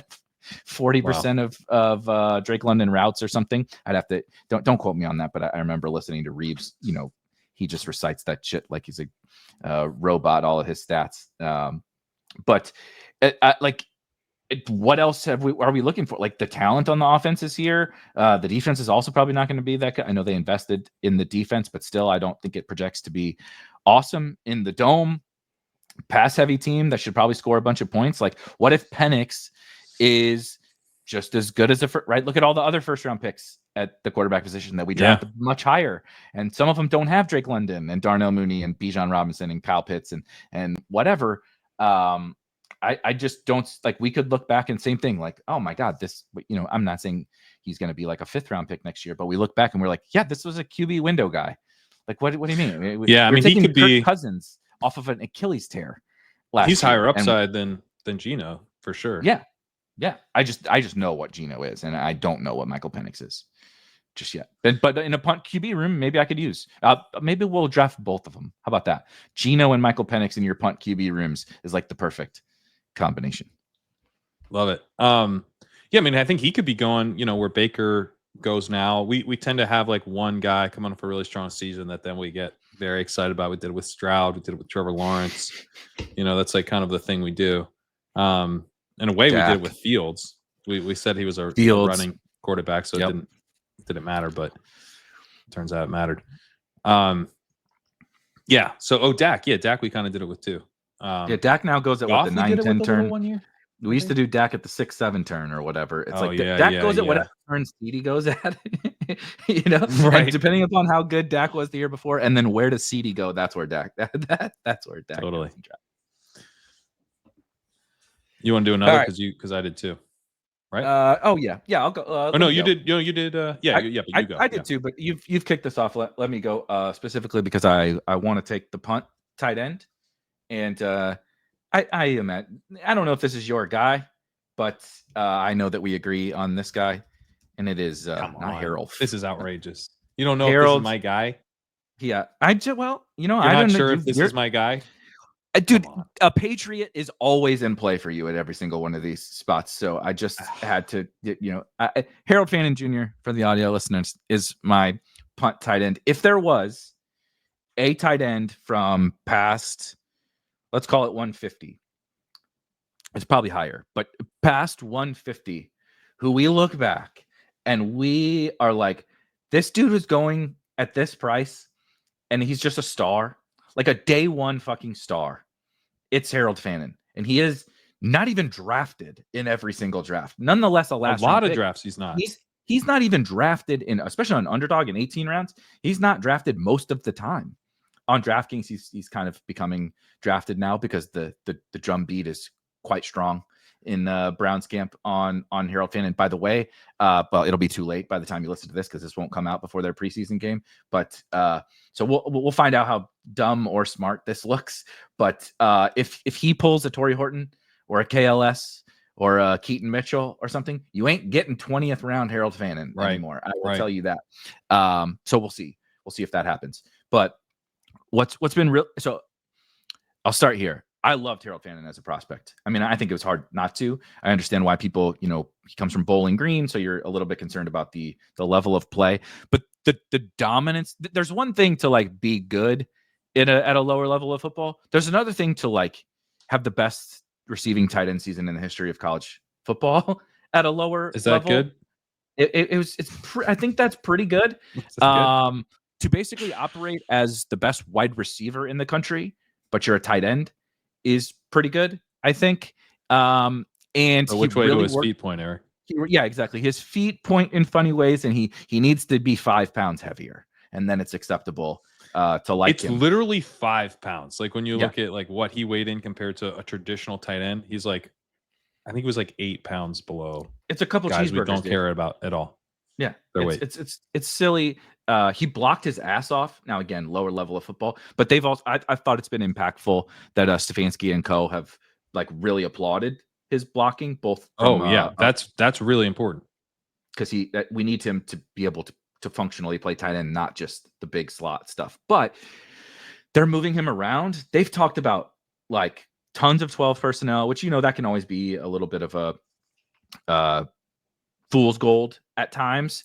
But I think with Fannin and specifically with this Browns receiving room, it makes like way too much sense for them. Like, what are we going to do? Play Michael Woods or Jamari Thrash, or like I don't foresee those guys mattering. I think Fannin and the way they speak about him is like he's the ultimate. Like they called him the mismatch guy. He's their mismatch guy, which is like he's I the don't queen know. on the chessboard, I believe they said after the draft. That seems good. Like we're gonna use this guys because whoever lines up across from him can't cover him. Like that seems pretty good. The Browns are not going to be very good, like at real life football, meaning what we saw last year. I don't expect it to be right the same thing as last year, but bad teams can often throw more, and you get a little elevated volume. Elevated volume at the tight end position is a fucking gold mine. Now, if you get elevated volume at the tight end position on a potential star young player, like I don't know what there isn't to like. So I've just been absolutely loading the bag with Harold Fannin for a while now, and I don't foresee it stopping. But we'll see what happens here in the preseason and what he does to his price. Yeah, I haven't been drafting him like nonstop on Underdog because you do only have the 18 rounds, and I often just like to have tight end taken care of. I don't like the punt tight ends very much this year, so I don't really want to be relying on that. And then with Fannin, part of me is like, is this more of a year 2 bet? Right. Because he's going to have to establish a kind of a unique role. It might take a couple years for him to get there. On the other hand, I've tended to be a little skeptical of the 12 personnel stuff. When Dalton Kincaid was coming in, and it's like, oh, dude, they're just going to play out of 12 the whole time. It's like, no one does that. Like, no one plays out of 12 the whole time. That's not a thing. The leader in I think it's important. Last year, the Raiders were first in the NFL in 12 personnel usage. They obviously had Bowers and Michael Mayer at just shy of 40%. So think about that. That was the leader in the entire. There's teams that run it as low as like 20% of the time. Like the leader in the entire NFL didn't even do it on half their snaps. So it generally is fool's gold to like think they're gonna. Our base offense is 12 personnel. Like no, it's not. It's not. It's not.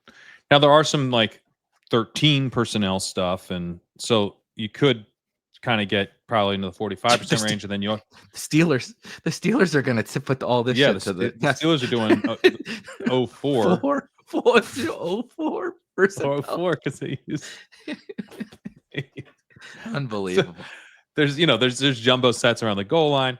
This is why it's really important that Harold Fannin can block, not because he's going to take over for Njoku, but because he can be out there in 12 personnel and it be operating in the way that they want 12 personnel to be working. Like the reason that teams are pretty more there's clearly like a shift towards 12 personnel recently. I think it goes with kind of defensive shift that we're seeing where they're trying to take away explosive, take away the deep passing game.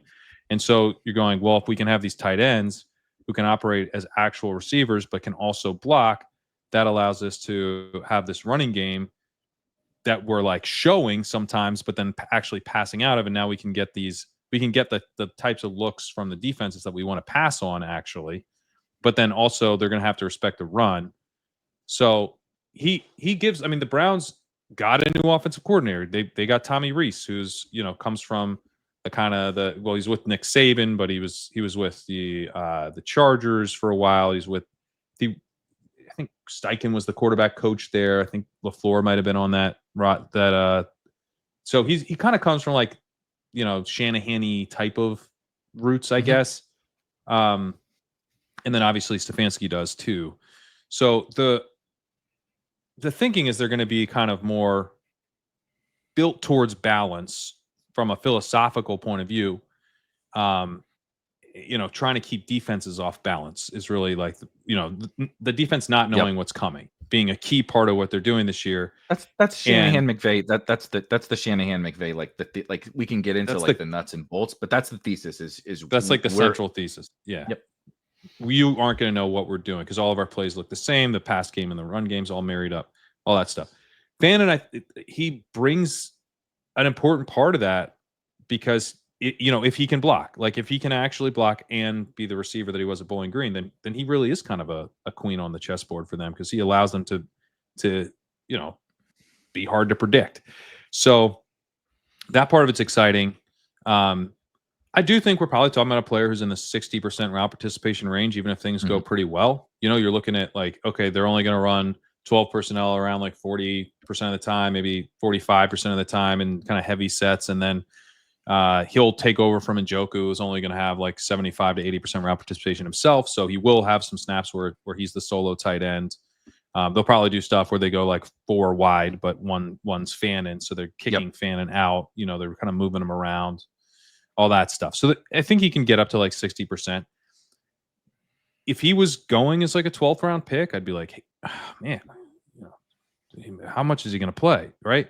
If it's Kincaid, where like we get excited about him, he gets up into the 5th round and he still really hasn't secured a full-time role, then I mean, all the pushback in the world, but this dude is completely free. He's actually a leverage piece because he doesn't get drafted on underdog. And I think he could be awesome as a receiver. He's competing against Cedric Tillman to be the number kind of 2 target. I guess Njoku, is the number 2 really. But then, Cedric Tillman is the next highest wide receiver after Judy. And their slot is like maybe Deontay Johnson or maybe Deontay Thrash. Like there's so much opportunity for him to establish, the ability to what he's trying to do is be able to earn targets kind of more shallow to intermediate and add yards after the catch. Which again is kind of nice too when you think about what the way this offense is going to be designed. Like their quarterbacks with Shador and Dylan Gabriel is you got Gabe Davis in my brain. They played together. Dylan Gabriel and Gabe Davis were at UCF. Really? Together. Oh wow. God, well, that's very bearish for Dylan Gabriel in terms of how long he's been in school. He's lucky Tyler Shuck was in this class. Yes. Those dudes are just going to be point guards. 2019. That dude was at UCF in 2019. He was the starting quarterback as a true freshman in 2019 at UCF. Get the ball out quickly to Harold Fannin could be kind of the way things are operating down the stretch. And to Njoku and to Judy. It's not just going to be him, but tight end eligibility, slot receiver, completely free. Sign me up. Sorry, now I'm staring down the barrel at old UCF football teams. That was a bad idea. But obviously, I have nothing. Chef's kiss. Nothing else to add on Harold Fannin. I think in later rounds, something that I've been poor at in the past, so you have to thread this needle right with late round picks in best ball, and we've talked about this a lot. Like we don't want to take on so much like zero risk that it's like, oh sure, it's a last round pick, I can just swing for the fences, and it's like right. You do still want something functional, but you also don't want dead roster spots, but you also don't want what I've always said, like walking dead roster spots, right? Like Van Jefferson or whatever. It's like, sure, Van Jefferson's going to make the team and run routes, but like he's never going to actually his points are never going to hit your lineup. So what's the fucking difference between him and somebody else? But obviously there's a lot there's many shades in between Van Jefferson and whatever, some other just total home run swing. The sweet spot for me has kind of become these rookies, Harold Fannin, Torrey Horton, Jalen Royals, whatever. I'm like, they're going to make the team. And Dante Thornton. And it's like, oh, they're like running with the ones like now, like early. And like they're getting right. It's not like I know I've hyped up the Jermaine, like the second year guys like a Jermaine Burton or whatever. And I am intrigued by those guys, but I like totally just like kick those guys to the curb once I'm like, oh shit, this Royals drum beat. I'm like, let's get on this. The Torrey Horton drum beat. Let's get on this. Like these exciting prospects. Like Torrey Horton and Jalen Royals are very Harold Fannin-ish at the wide receiver position, in that they're like flawed prospects, but a lot of it was smaller school and injury related. Harold Fannin wasn't injury, but smaller school. Like, and I hate it because you're not allowed to say this, because everybody's like, are you saying that he's going to be the next Puka Nacua? And like, no, there is only going to be one Puka ever in the history of football, most likely. But in terms of the smaller school guy who was like insanely productive when he played, but then like banged up, and so then they go in the 4th round instead of the 2nd. Right? Like Jack Besh goes in the 2nd, and Jalen Royals goes in the 4th, and Torrey Horton goes in the 5th. And like, what specifically about Jack Besh's college career was better than those guys? And it's like, but because of that, those guys go in the last round of our best ball drafts. Right. And so like, instead of chasing the like absolute miracle lottery ticket, you can kind of have your cake and eat it too. And it's like, even if it is a year 2 play, like you mentioned, the thing that always jumps out to me about the year 2 play is they can be a week 17 play. It's like, you can be absolutely right. And the year 2 play is when they actually are a real thing, like in terms of their Pearsall was NFL. a year 2 play, but he also went nuts in week 17. Exactly. And that's what I think about those guys. And that's what I think about Harold Fannin. Like, worst case scenario, like I could still get some late season upside from this guy. Like obviously worst case scenario is he's nothing, but you know what I mean? Like, even if it doesn't go well, you have outs, because the year 2 plays can be they could be at their best when we need them the most for our best ball purposes. So totally.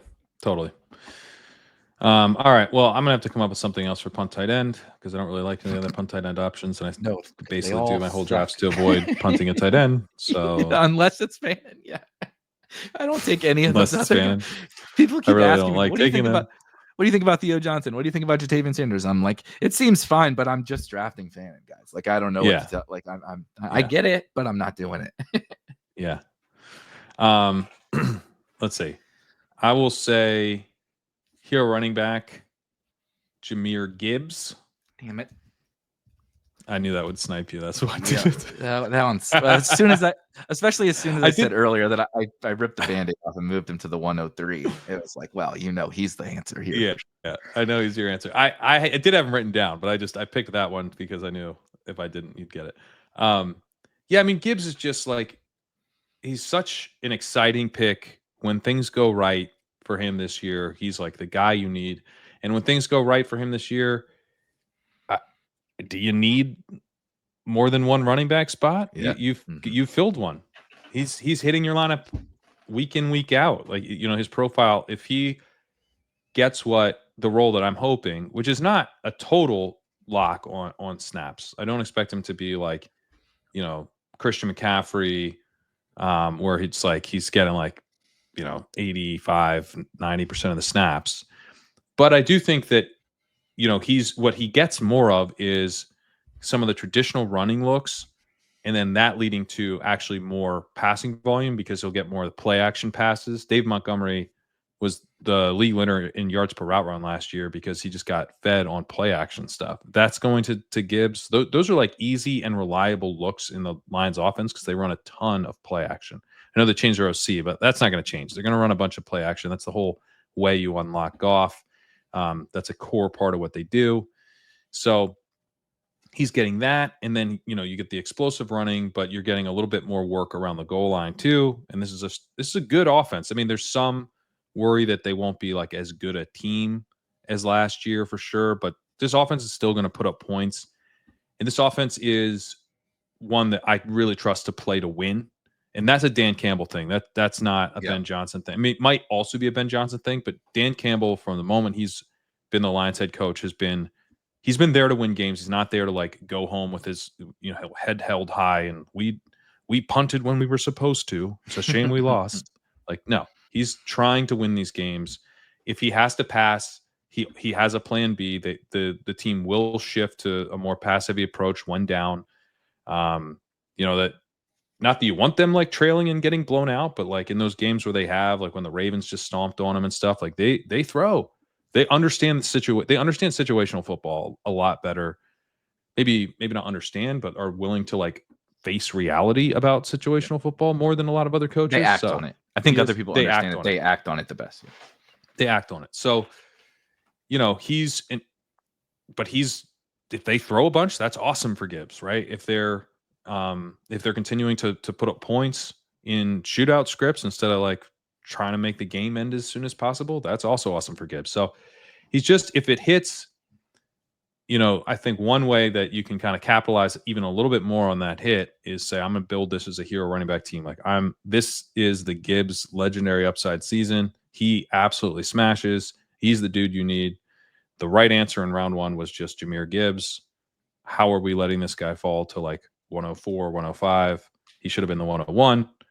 And if he's that dude, I think, he just fills the running back 1 spot for you, and you're just looking for one more running back, in the rest of your draft. I could not possibly agree more. As the summer, like I said, I finally just ripped the Band-Aid off. I'm embarrassed to say it took me this long or whatever, but I think it was a little bit of like the JJ hamstring stuff too, where it was like, yeah, he's also kind of, JJ's falling a little bit now. You got the Puka like Stafford scare, which seems to be not an issue based on the stuff they said, and so it's just been like you get to like I take CD, I have CD at the 102. And after that, I mean, I understand if someone likes Bijan or Saquon or whatever, but I was just like, there was nothing anymore stopping me from just being like, why exactly aren't you just getting to like 15% Gibbs? Like what are we doing here specifically? Yeah. And I didn't have a reason anymore. And 2 quick things. I know Gretsch wrote about this really well in a recent Stealing Signals, because I think he has him like 102 or something like that, Jahmyr Gibbs. And he said it, and everybody has stumbled upon this exact phrase, because I had said it earlier in the summer. I think you might have said it as well, and Ben said it in his Stealing Signals piece about part of the Jahmyr Gibbs play is like, when you do what he did down the stretch, you can't put that genie back in the bottle. Yeah, like you just can't. Like how do you, like, look, David, and they still speak highly of David Montgomery because of course they do, and he's a fine football player, but like, how do you watch Gibbs do that? Like he's probably the best running back in the NFL, like him and Saquon. And like, how do you watch him do that? And then you go, yeah, but why don't you just go watch David Montgomery for half of every game? Like, Montgomery should be now keeping you fresh, as opposed to, right, Montgomery plays the 40%. Montgomery plays 40% because that's how we keep Gibbs fresh and healthy. But it's not like this, they're equals. Because they're not. Right. Everybody saw it. We all saw that they're not equals anymore, right? One guy is Thor and the other guy is Hawkeye. And they are both Avengers, but they are not the fucking same, okay? Like, one guy is a god and the other guy shoots a bow and arrow, okay? They're just like very different things. And the other, just the last thing, because this one is another one of those lives rent free in my head, and I 100%, like, I'm acting on this one, and I'm it is what it is. So David Montgomery has always started for the Lions, right? Gibbs, if you watch Lions games, Montgomery plays the first series. They rotate. They don't, like, there's not like a passing down back or whatever. They just rotate drives. And Montgomery would always get the first series, and then Gibbs would come in. And that happened in practice as well. Montgomery, right, when you go through like running back drills, you go through in depth chart order. I don't know if anybody knows that, but generally you go through in depth chart order. And so D-Mont would go first every single year. This year, Gibbs goes first. In all the drills, he goes first when they do, 11 on 11, when they do 7 on 7, Gibbs is the first guy up. And like, it truly could be means absolutely nothing. I'm not like changing my projection because of that, but it definitely lives in my head. Like, oh, they've at least acknowledged that much, that like, okay, I think it's Gibbs. Yeah. Gibbs is the guy. Well, that was the Jordan Rodriguez tweet that also lives rent free in my head for the Kerrane year, where she said sometimes the order doesn't mean anything and sometimes it does. And then she tweeted it. She's not allowed to say, she's not allowed to say the depth chart. They're prohibited from saying the depth chart at Rams camp. And so then she picked a picture that showed the depth chart because she's the best. So she told us. And it was Akers. It wasn't Kerrane 1. It was Akers 1, Kerrane 2. Yeah. But Kerrane was like very, very locked in as the 2.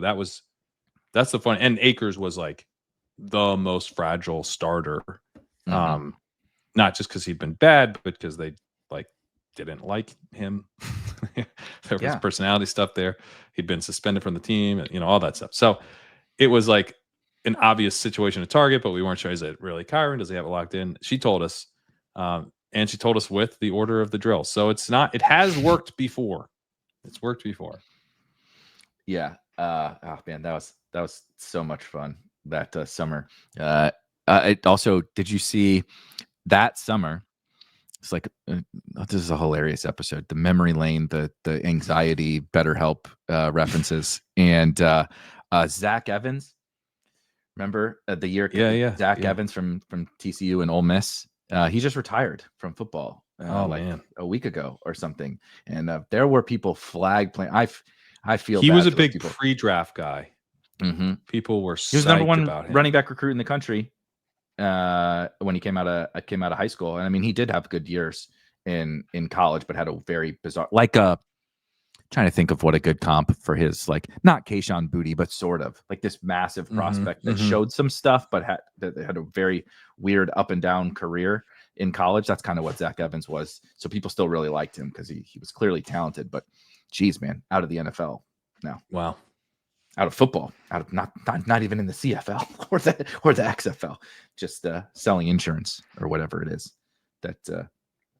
that you do when you retire from football at 24 or something. Hopefully he took care of the fam and everything. I straight up don't know who to do hero running back with, so I'm gonna nibble on that one, and I'm gonna move down to elite quarterback. And this is another one where, full transparency, Jalen Hurts is my highest owned elite quarterback, but I've talked so fucking much about the Eagles and the Eagles passing game on every episode of every podcast all summer, including this morning, that let's talk about somebody else. And I feel like Lamar doesn't get what I was going to do. Lamar's the best quarterback in the NFL. Okay. In my opinion. I know that's maybe a hot take. Mahomes, Josh Allen, what have you. I think Lamar's the best quarterback. And I think Lamar's the best quarterback. He almost won back-to-back MVPs. Yeah. But he's a running back that plays quarterback, don't you know? And who threw 45 touchdowns and 5 interceptions or some shit. Dude, it's just. Dude, remember when no teams tried to get him? It's absolutely unbelievable. Anyone, I know. It just absolute anarchy. And the takes that are out there, the old takes exposed around Lamar, like early career Lamar, just like I have plenty of old takes exposed, takes that could be tossed around out there. I'm just happy I never was an anti-Lamar guy. Yeah, me too, man. It's like being anti LeBron or something. I know. That LeBron James guy, he was fucking overrated in high school. I can't believe anybody ever would think he was good. Yeah. A friend of mine had that exact take, and I've never forgotten. just like truly one of the best players to ever play this. Like Lamar might be the most talented quarterback to ever grace the planet Earth, like talent wise. He needs to win a Super Bowl and all that kind of stuff. I know, but I don't actually think we've seen the true ceiling from a fantasy lens of Lamar Jackson, and the floor is just like what it does for like building an elite quarterback team. Obviously now, you used an early pick on a quarterback, so you want to use that guy's scores. You want them to be able to spike. You think the guy who can take a play 80 yards to the house at any time can spike? Yes, of course. Like you said, multi-time, MVP.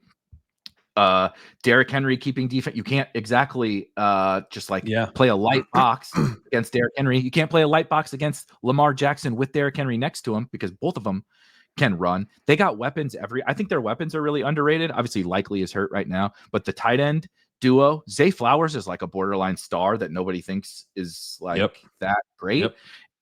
And I think the ancillary guys are not, like Rashad Bateman is a perfectly serviceable outside wide receiver in a really good offense. I don't know that Hopkins has anything left, but if that's just like a depth body. I think he has something left is like your number 3 that helps the offense kind of keep the chains moving and stuff.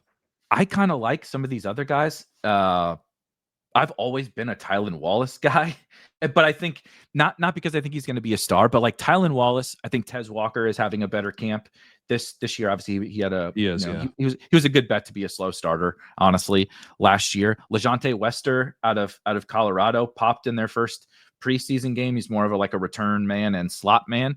But I think all these guys are probably upgrades over Nelson Aguilar. Like literally, Hopkins, everybody is. They have multiple tight ends to use. I don't know if anybody watched the preseason game last night. You see that Keaton Mitchell fella? He's back. He looks good. He looks back, man. you add this insanely juiceful, like scat back, player weapon. He's great in the screen game. Justice Hill is like just a total reliable, like Samaj AP Ryan-esque type back or whatever. They got dudes everywhere.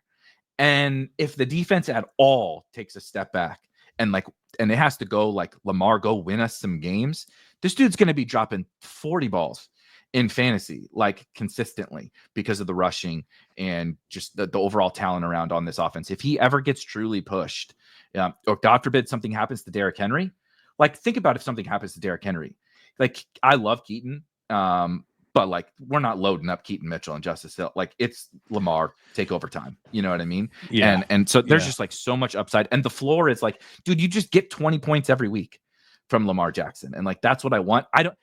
Allen might have a higher individual, single game ceiling, but we get a lot of the Bills like just being like, Josh, we don't care. We're going to throw 28 times today, and you're really not going to run that much either. So like we get those 12-point Lamar or Allen games. Like we just don't get those from Lamar, and just give me the best quarterback on the planet with that much upside all day, every day. No, I completely agree. And we talked about this when we were talking about like the keys to the round or whatever the thing we did before was, and I took Zay Flowers and I said, stacked in the fifth with Lamar is just so good. And then so good. Now with the likely injury, I feel better about Andrews. So you can go do Lamar, Flowers, and Andrews, and you're getting 5th round Flowers compared to 4th round Flowers last year. You're getting Andrews is what, like in the 9th, and you're getting him. Yep. He was like at the 4-5 last year. So like that, you really couldn't have. It was difficult to get. I remember, when I did get like a Lamar, Flowers, Andrews, it was like, oh yeah. But now it's like it's easy. Every draft you could do it. If you're on the front half of the board, you could do it every draft. You could definitely do it every draft because you could just take Zay Flowers in the 4th. But if you're in the like the 304, you grab Lamar. Flowers is very likely to be there in the 5th, and if he's not, whatever, you can. It's not the end of the world because he's stackable late with Rashad Bateman, with DeAndre Hopkins, with likely, frankly, now he's fallen so far. You can still do that. Dude, and you'll see him in the last round every once in a while if you get in the right room that's really scared of the injury. Like you can get a super cheap likely now. And honestly, I think Keaton Mitchell is draftable now, so you can do all that. I don't tend to draft Henry, so he'll probably bury me again. But it's another reason where I'm like, yeah, give me this passing game. Let's have that be the way. Double down. This team is putting up points this year. And then, last year they just threw so little. So I wrote up, say, Flowers as part of these breakout profiles that I'm talking about. And when you look at like, okay, how do these breakout seasons occur? One of the ways is that these guys just like had a lot more routes per game. And it was usually a combination of the team had more dropbacks and the player had a higher route participation. And with Zay, you have a chance actually for both to happen. But the dropbacks is kind of the more enticing part because they threw so little. They threw so little in a way that's hard to sustain. It kind of is dependent on you being a dominant team. And that level of dominance is just hard to keep up year after year. Now, we know that the Ravens are not going to want to throw a ton, but I'm basically like, let's look at what happens if we take them to like where they were 2 years ago with Todd Monken instead of last year. And it's like, this makes a big difference actually when you're starting to project out their weapons. So I think some of the upside around the passing volume and around, Lamar being able to support multiple weapons is maybe not fully understood or baked in. I think there is some touchdown regression that people are baking in, which makes sense. Lamar did throw for a ton of touchdowns last year. That probably falls. But this is a really potent offense, and I think touchdowns could funnel right to the top guys easily enough, or to one of the top guys. So being able to like easily stack Lamar with Flowers and Andrews or Andrews or likely and Bateman, I don't take a ton of. I think he's a little bit overpriced, but certainly with Lamar, you can mix him in. And then honestly, Hopkins is a dude I will tack on at the end because it's like he's probably dust, but he's gonna run a bunch of routes and be with Lamar. So, it's kind of like, it's sort of the Josh Palmer case in a way, Yeah. but I'm getting it way cheaper. Or the Hollywood case, but I get it for free. It's like, yeah, he's probably more washed than Hollywood, but for sure he is. Or Is he? Is he? is Because he might be Hollywood kind of the same.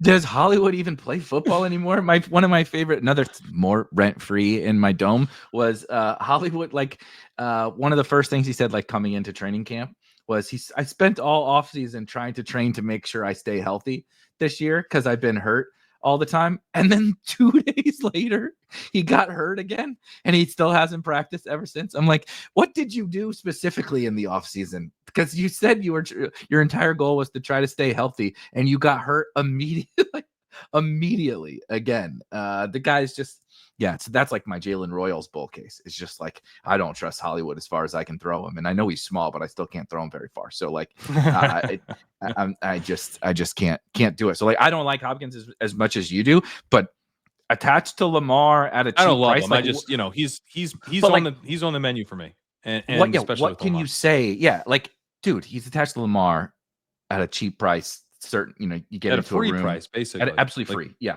Yeah, So just I'm not gonna like, there's certain guys that need to be off the board for me to get there, but especially now, like shout out to all these fuckers scoring touchdowns in the preseason, then skyrocketing up the boards because everybody waits for them to score a touchdown in the preseason, and then they start drafting them, which like I do certainly get, but it's frustrating when like you're loading up on that guy, and then like every Tom, Dick, and Harry's like, oh, that Torrey Horton guy looked good when I watched him in the preseason the other day. I'm like, yeah, we know he's been looking good for 2 months if you listen to the Seahawks. But anyway, yeah, I mean, just the Ravens, man. Just like give me like kind of the Eagles and the Ravens, how I'm doing it, similar to the Bills. Like, I'm not really drafting James Cook, but just like give me every other Raven besides Derrick Henry, and like I'll live with that bet 100%. All right. I will say, is there anyone? I will say Beimfohr Tootin for 0 running back. Oops. Beimfohr Tootin. Another guy's price is getting even cheaper as well right now. Yeah, because Beimfohr Tootin on August 8th doesn't have the starting role for the Jaguars locked up. And what a shame. And I guess that's it. All she wrote. It's a shame that Tootin's a bust. We'll move on. We'll find the next guy. You win some, you lose some. It's just the way these things go. But I guess maybe we should like let the rest of the summer play out and the entire season before we completely give up on the day 3 rookie who was running with the ones from the start of camp. That's just just to do our due diligence. Maybe let's do that, because I would posit perhaps it's actually good that Tank Bigsby is ahead of Travis Etienne as a runner. That Travis Etienne, the worst thing that could have happened to Tootin, I think, is Etienne is like looking good.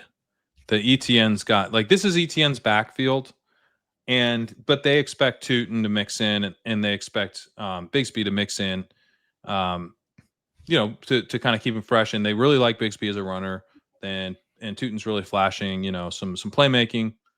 But this will be kind of Etienne's job for now. With Bigsby, like Bigsby leaves a lot. Like, Bigsby's a runner. He's a downhill runner. He's not a receiver. If you've watched him play, you know that. It shows up in the numbers too. So him like immediately being the runner, I think tells you like that they're not that into Etienne. Etienne's got work to do. And then Tootin, he's missed time, but he is back now at training camp and has been with the ones and has looked pretty good. And so when I think about 0 running back builds, when I get into that range, I actually can find guys that like, might give me some early season production relatively easily. I can find a Ramondre, not too far above Tootin now. Often where I take Tootin, I'm kind of deciding between the two of them a lot. You can find J.K. Dobbins around pick 100 and get, I considered saying him because he's, I think, a pretty nice way to fill out zero running back builds, but that's not the part that I'm struggling to fill. Like, frankly, you can get Dylan. That's who Sampson. I was going to say. I'm just writing him down because that's exactly who I was going to say. I also think he pairs really well with your Tootin conversation. Go on. Yeah, but Dylan Sampson gives you some early season production probably, and you can do, like, if you want to take Jerome Ford. I obviously have drafted Miles Sanders, which is gross, but he could help out a little bit in the early part of the year. We've all done the Cowboys backfield thing. Yeah, we feel gross every time we do it, but we feel gross every time. But like when I'm looking around, and then you do have some other rookie flyers. Obviously, you got Brashard Smith, you've got Ja'Cory Krosky Merritt is flying up boards right now. You've got Jaden Blue, but when I look at those guys, first of all, they were much worse prospects for me than Tootin. Like much worse in the case of JCM, although he didn't play his senior year, which hurts him pretty bad. But even like Brashard Smith, like a much worse prospect than Tootin. And when you look at Smith, I think you have to feel that he's probably capped in terms of the role that he's going to have as a rookie, that he's really fighting for that Jerick McKinnon role. And then Jaden Blue, he's kind of fighting for, maybe he mixes in as a runner some, but he's going to be like kind of a receiving back who gets used some in the running game. I think the ceiling is a little bit capped. Mm-hmm. Tootin, he was a workhorse runner. He's a bit undersized, but he was a workhorse runner, a really explosive runner, made people miss, really good in the passing game. This is actually the profile of a guy who takes over a backfield by the end of the season. I would compare him in some ways to Scattaboo. He's got more bursts than Scattaboo for sure, but it's a similar thing where you're like, this guy's good. He's actually like a really good runner, and he's a good receiver, and he could just be like a backfield stealer by the end. And he's cheaper than Scattaboo's been a lot cheaper. Scattaboo's fallen now. Even still, though, Scattaboo's ADP is higher. So to me, I'm like, these are the two guys that I've been excited about over the course of the season becoming lead backs. And when they become lead backs, they don't just get like, they're not ranked that week at like RB 14 or RB, 18. Yep. Like they're like, no, this dude's a merge. Like he's the guy. Like this is an RB1. This dude's an RB1. And that to me, Tootin has that type of profile, that well-rounded, explosive profile who is productive in both elements of the game. And he's just continued to stay cheap. I don't care that he's not the running back one right now. I mean, I'd prefer it for the bags that I had before, but he just like wouldn't go here if that were the case. No, if he were the running back one, he should be going like where Harvey does. Yeah, exactly. Like Scattaboo wasn't at all guaranteed to be the RB1 and was going at pick 100 before he got hurt. Right. So I don't understand why Tootin not getting the job already, right? Getting the job, whatever the fuck that even means, on August 8th, at pick 145, or the ADP has plummeted, dude. He's going further than that on DraftKings at times, and it's like, yeah. Since when at pick 130 does the rookie running back have to get the first carry of the season? Since when? What other back do you draft right there that has to get the first carry of the season? Like, I don't want to understand. It's when did that become the rule? Bets and stuff. Exactly. And I like all those guys. Like, I'm the contingent value king. I love drafting the backups and all that kind of stuff. But it's since when do we avoid the rookie contingent bet or the rookie? And he's not just a contingent bet, as you outlined. I just can't figure. It's like, I feel like we're double counting with the Tootin ADP, essentially, is what I'm saying. Yeah, it's strange to me. I don't. When these rookies, and he was a day 3 rookie. I think a little bit. He's sort of a less of a day 3 guy in my mind, given that he went very early on day 3 in a loaded running back class. But he was. I mean, that's the fact. He fell to day 3 of the draft, and so kind of the baseline expectation would be like, maybe this dude is nothing. Maybe he is something, but it takes a year. Maybe, speaking of Jerome Ford, maybe that's the kind of guy that he is, that he basically is nothing. And then they're like, oh no, we actually really like this guy. He's going to be our locked in backup in year 2, or like Ty Chandler, right? Where it's like, oh yeah, we're ready to kind of see what he has in year 2. And that could still be the case, that maybe he just kind of gets redshirted this year. That's definitely a risk that you're taking with him. But when he's repping with the ones, it's kind of like a 3-man rotation right at the start of camp. That's like very bullish, And then the guy who's got his sort of similar skill set in ETN hasn't looked so great. Also pretty bullish, I mean, I think he has a couple different paths. He could kind of form a committee with Bigsby by the end of the season. That's a win at this price. That's already a win. But then I also think, Bigsby as well is not a guy. He was pretty efficient last year as a runner, but he was really bad as a rookie. And people poke some holes in the efficiency in year 2 because it's kind of, it was sort of driven by one really good game against the Colts, and they were all banged up and stuff like that. So there's sort of things you're like, is this guy even that good? Like the fact that Bigsby is your early down hammer, does that last all season?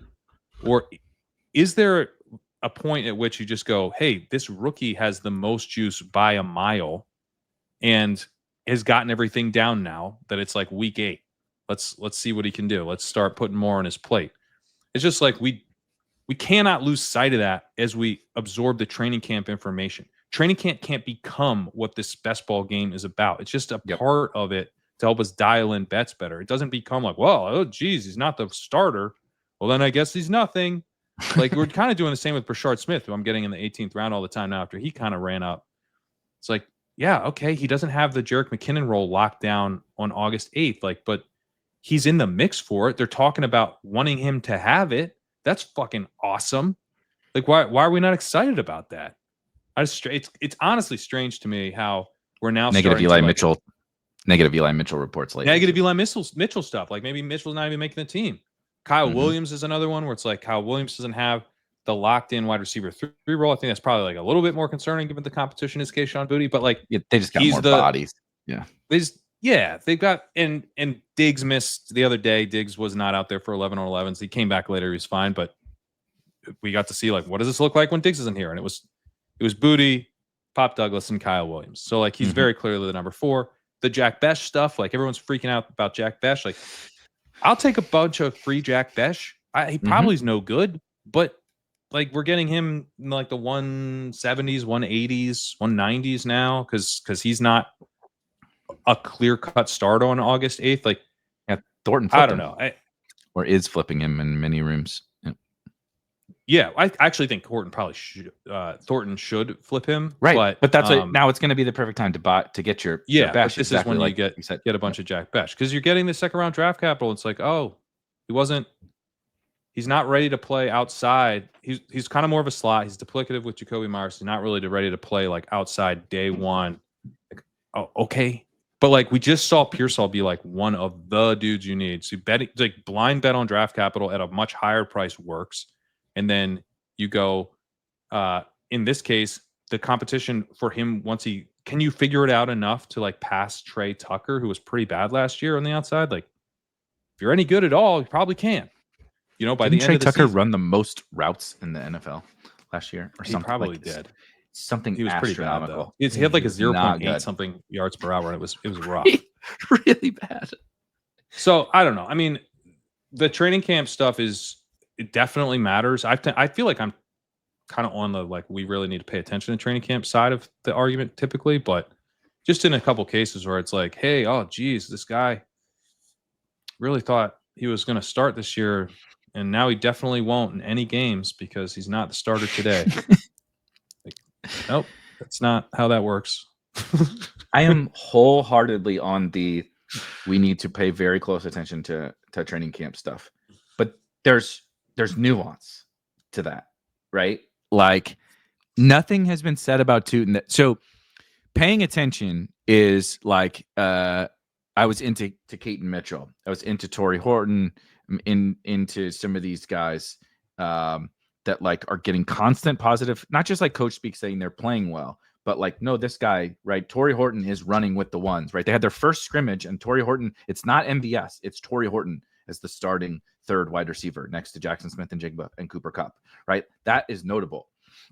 If it's something like truly catastrophic, like Jermaine Burton last year, right, where they're like, this guy's a fucking asshole, and you're like, oh, well, yeah, you didn't know that when you drafted him. But like that kind of stuff where it's like, oh, no, this dude's buried, right? He's been bad at camp. They've never said a negative word about Tootin. It has nothing to do with Tootin. It's just like, yeah, like Tank's getting the first reps, and it's like, I don't know, ETN. I kind of feel like all the camp stuff has been bullish for Tootin, like overall. Like you said, just because it's not perfect, I feel like it doesn't have to be perfect. It can be generally bullish. I think you said it perfectly. The worst case scenario would have been like, oh no, Cohen loves ETN. ETN is the dominant back in this backfield because they're a little bit duplicative in like the way that they would take over the backfield, whereas Tank is a different stylistic type of a player, and they could really play well together. ETN could get traded for all we know. Like I'm not betting on any of that kind of stuff, but like who knows what happens, right? And I think it's been a good run out for Tootin, and those are the ones where I'm like, yeah, I'm fading this whatever this FUD is about this guy and pouncing on him at a cheaper price. Now, the camp stuff that I really want to pay attention to is like more like just like depth chart related, but like honestly, mostly not the rookies. It's like the depth chart, like Dameon Pierce came back, right? And it was like, we talked about the Chubb stuff. We talked about the Mixon stuff. And like, I don't really believe in the Jawar Jordan thing. And we've talked about Woody as more of a passing down back. Dameon Pierce comes back instantly inserted as the first back amongst the Texans. I don't really like Dameon Pierce, but I don't know, man. In the 18th round, like maybe I built a zero running back team and I did go with a lot of rookies. I'm like, I could do worse. I can do worse than this. Yeah, right? you could do worse. Get a couple starts out of that. Yeah, just give me a couple of starts following the training camp news for that kind of stuff. Like, I don't even really think that anything has changed for Tootin, honestly. So I totally agree with you. And I just wanted to bounce. This will be fairly quick with the Dobbins because we've kind of talked about Harvey and talked about this backfield enough as it is. But I'm playing like that opposite side so you can draft Tootin. So you can draft, the contingent bets and the rookies and the cheap. Who do you need? How about the starting running back for the Denver fucking Broncos? I'd pick 100-ish. Like, that seems pretty awesome to me. We are all pretty bullish for the Broncos. Sean Payton, right? We've sung the praises of Sean Payton, particularly as it pertains to running backs, for quite some time. J.K. Dobbins was very good just last season. Do I want to place my chips on J.K. Dobbins being healthy for all 17 games this year? No, probably not. That wouldn't be the wisest investment I've ever made. But on a zero running back team, hand the baton at whatever point you get. When those legs wear down, JK, hand the baton to Tootin and hand the baton to all these other guys that I've drafted specifically for the purpose of taking the baton from you. Like, he 100%. Fits that like a glove. I don't know when it stops for J.K. Dobbins. Is it week 4? Is it week 8? Is it week 15? I have no idea, but I would bet on it stopping eventually. But I know it's going to start at the beginning. And Ben Albright is very open and honest about what he's. I mean, there's multiple Broncos guys, but Albright, I feel like, very blunt about what he sees out there. And he's like, I know they're excited for Harvey. He goes, J.K. Dobbins is a starter. He's like, J.K. Dobbins is a starter. He's the starter. I don't care what anybody says. He was doing that with Vele when we were all like, is it Pat Bryant? Is it Franklin? He's like, guys, Devon Vele is a starting wide receiver on the Denver Broncos. I don't know what to tell you. Do think what you want, but he's a starter. That doesn't mean we have to draft him. But I'm saying, like, he's been very open and honest about the Broncos. Was that this year or last year when you said this year? One? This year, yeah. I've heard the same thing. He's the locked in RB2 or Franklin is. Two. Yeah, Franklin is popping. Like, Franklin's having a very good camp, and that's very intriguing to me. Because I really liked Troy Franklin as a prospect, so I'm a sucker. I'm a speaking of year 2 guys that I'll be a sucker for. And Bo Nix, obviously they played together. Bo Nix said something that I just added to the list of things that have stuck in my brain. That like last year he was focused on like learning like how to play in the NFL and play in the Broncos offense, and this year he's just focused on getting open, which is like he's like that's what Troy does. But last year he was just like overthinking everything, so he wasn't able to like be Troy Franklin. And then you saw the drops, right? Remember all the drops and everything last year. So anyway, I'm excited for Troy Franklin, but the Broncos are telling, like, they're honest, dude. They're not full. Sean Payton could be full of shit, but the Broncos who are observing the folks in the media are telling us the case. And it's like J.K. Dobbins plus Tootin is just like an incredible zero running back pairing. Like, like they're running a relay and they pair perfectly together. On the point about like he's a starter and stuff, I mean, I'm sure that that's right. That but it's like, but also that's not the game we're playing. Our job is to predict week 1 starters correctly. Yep. And then you also, because you have to think like, okay, like Devon Vele's a starter. Well, first of all, like what does starter mean? Because they rotate their wide receivers a ton. So like it's not like he's not gonna have like 95% route participation. He's gonna hold that job down more often than not. Probably be in the 70%, 75% range, something like that. Maybe 80. Okay. But then you also have to go like, well, is Devon Vele like any good at all? He's a 7th round pick. He's an older receiver. He's got that big body kind of vibe that they like. He had 1.43 yards per out run last year, which is not terrible, but he didn't exactly like pop.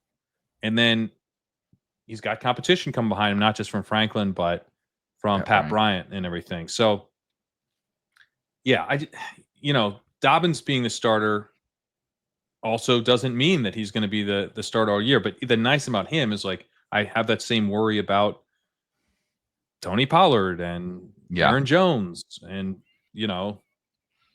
Chuba Hubbard wouldn't be the craziest thing in the world if like he James lost, Conner. James Conner. Like James Conner's a really good one. Kamara probably just start for the rest of our lives.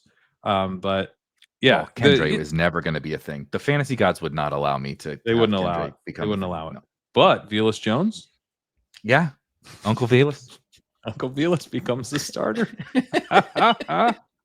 Devin Neal, like we were all just supposed to be saved by Devin Neal from all of this silliness in New Orleans, and now, yeah, it's God. Yeah, no, he's somehow still safe, but lots of these other running backs could lose their jobs. It's Kamara, unbelievable, and Dobbins probably loses. I would bet. I'm betting pretty heavily actually by drafting RJ Harvey that he will lose that job, but yeah, I think they're both really well priced. I've said before that basically I think the key, the answer to this question probably just yes. Draft Denver Broncos running backs. It's an easy one to be like, totally. Don't get anchored to last year of this backfield not having any value. The offensive line is awesome. You get the quarterback taking another step forward. The passing game might have like enough. Maybe it doesn't have like many kind of full-time weapons, but it's like kind of greater than the sum of its parts sort of thing. They're able to actually attack with these guys who can all do kind of different roles. And so they put up a lot of points. And both these running backs are just great picks. 100%. All right, back to you. You got 2 left, and I got hero running back, which I still don't know my answer. I'll say Jaden Daniels for elite quarterback.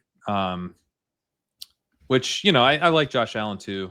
But Daniels is like a little bit more fun, I think, with, well, so this hasn't worked yet, but I'm attempting in some slows. We'll see if it pulls. I am attempting to try to get, if I can get Jaden Daniels in the 4th and then see if Terry McLaurin comes back in the 5th. That's my dream.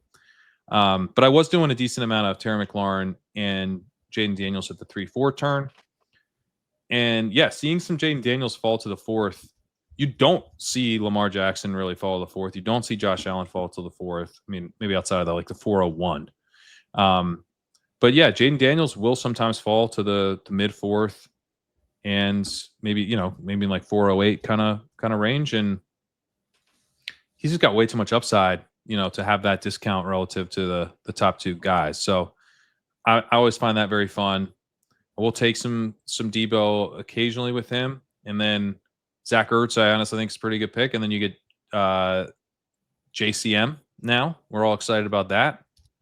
So, yeah, just not as stackable as Lamar. And I was just going to say Lamar. But, yeah, Jaden Daniels is pretty fun, too. My damn keyboard, I believe, just shot the shit, or StreamYard is not cooperating with me.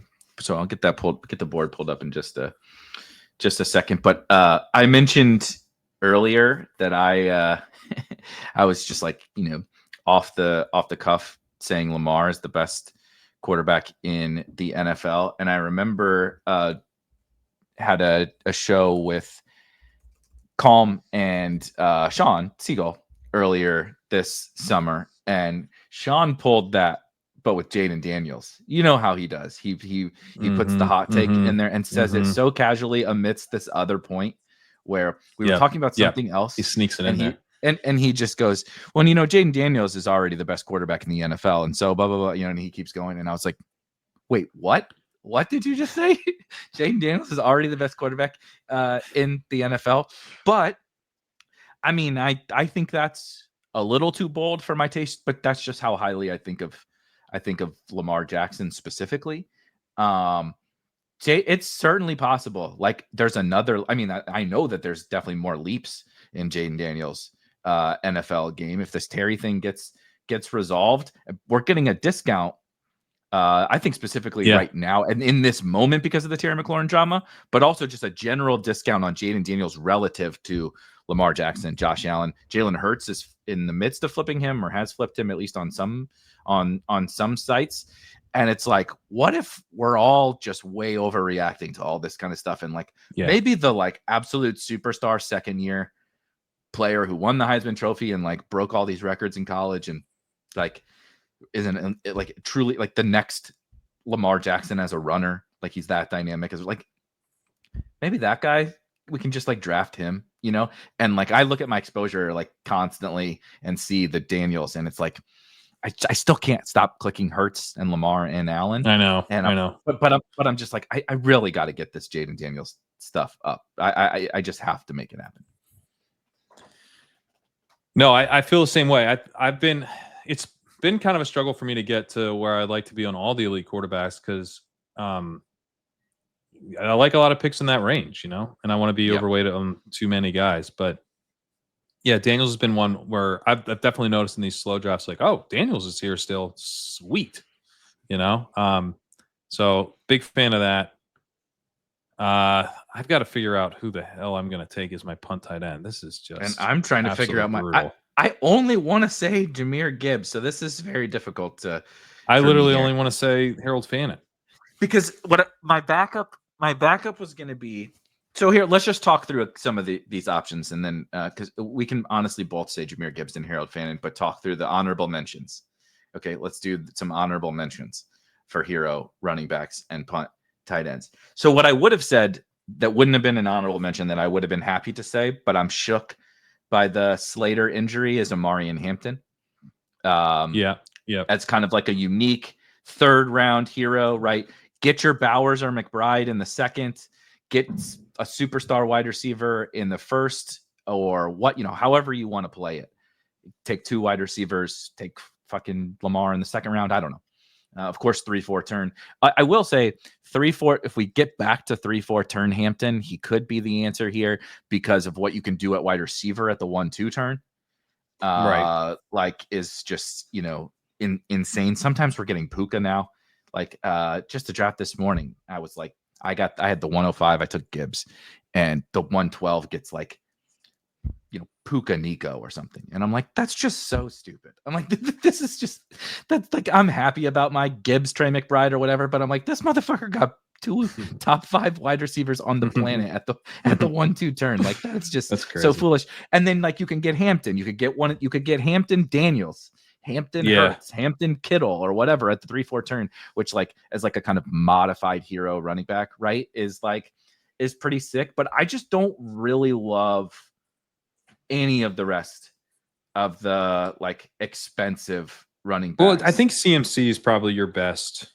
Yeah. Where he's just like, if he's CMC, then you can just like there aren't a lot of options. There aren't a lot of outcomes where like CMC was a good pick in the first round and doesn't just like consistently fill a running back spot for you. Like a spiky CMC is kind of like that CMC is probably missing games, Yeah. Because I mean, I'm still putting, or he's spiking, but just like not nearly enough. Like, given the way that offense is designed, that he's such a core part of what they do. He feels a little bit binary to me in a way that I find a lot less fun and appealing. Jahmyr Gibbs, but he has that same kind of thing where if he hits, he just like he is the backfield. I think Saquon also, like you're betting that they just basically do it again. They're just able to, every week they're just running downhill and defensive lines don't stand a chance. I think he could be very consistent even though he doesn't have the receiving profile. obviously he was last year. So those would probably be the guys for me. He falls a little bit. I full transparency, I have non-zero. I had zero Saquon. I currently have non-zero Saquon because you'll also get in some rooms. Like Bijan flipped him by ADP. And the Gibbs stuff is, we're not alone in the Gibbs love, and CD will often go in front of him. Sometimes Jefferson also, like all those guys will go in front of Saquon, and then it's like, well, okay, like 107 or whatever. Like, yeah, I can do this. I'm interested in that. So Saquon, I think, is wow, Saquon, a good choice. Like every running back bro is like, no shit, dumbass. Like it's Saquon Barkley. I think Achane deserves to be in the conversation as well. Yeah, probably. Yeah. I agree. I think if he's the guy you wanted this year, then he really fits that. If the Dolphins, if the last year and a half of the Dolphins is not real, and it's bad, they can somehow get back to those early Mike McDaniel days, and like Achane, like right, this is a lot of ifs, which is kind of the concern for really the Dolphins overall, for like a top 15 pick. Yeah, it's very concerning. But if what we saw last year from the role, which I don't think we have any reason to really not believe that that's the role, despite Tyreek wanting Jalen Wright and Ollie Gordon to get the short yardage work. If the role last year is pretty much real, give or take a little bit here or there, a couple percentage points, and we get some efficiency back, because last year he was just a fucking Mike Davis level volume bet for most of the season, like catch a bunch of checkdowns and score some touchdowns, but you're really inefficient. But obviously the whole case for him coming into last year was, this dude's the most efficient running back in the history of fantasy football. Obviously we're not going to get that on volume, but if you get like some form of a blend of both, we could definitely look back and be like, yeah, you idiots. Remember that guy who was ripping off 70-yard touchdowns like crazy and then also got the volume? Like, isn't that the exact bet like we're supposed to be making? But it just doesn't. The Dolphins vibes are just. If they had an offensive line, it'd be so much easier. But the line's no good. They haven't been able to figure that part out. The entire. I mean, Mike McDaniel's most likely will get fired this year, and it's really because they never figured out the offensive line. I think he's the most fake sharp coach of all time, and he's cool. He's got great funny quotes and stuff like that. Like the most recent one, it was one day closer to death. It's a great day because we're all one day closer to death. I was like, Jesus, man, like hey man, he worked for Shanahan for a long time. Yeah, good Lord. Just quit. Yeah, those guys are very morbid, the Shanahan tree. They are. But I just don't have very good vibes with them. With the Dolphins, that's holding me back a little bit. And maybe that's stupid, but it is what it is.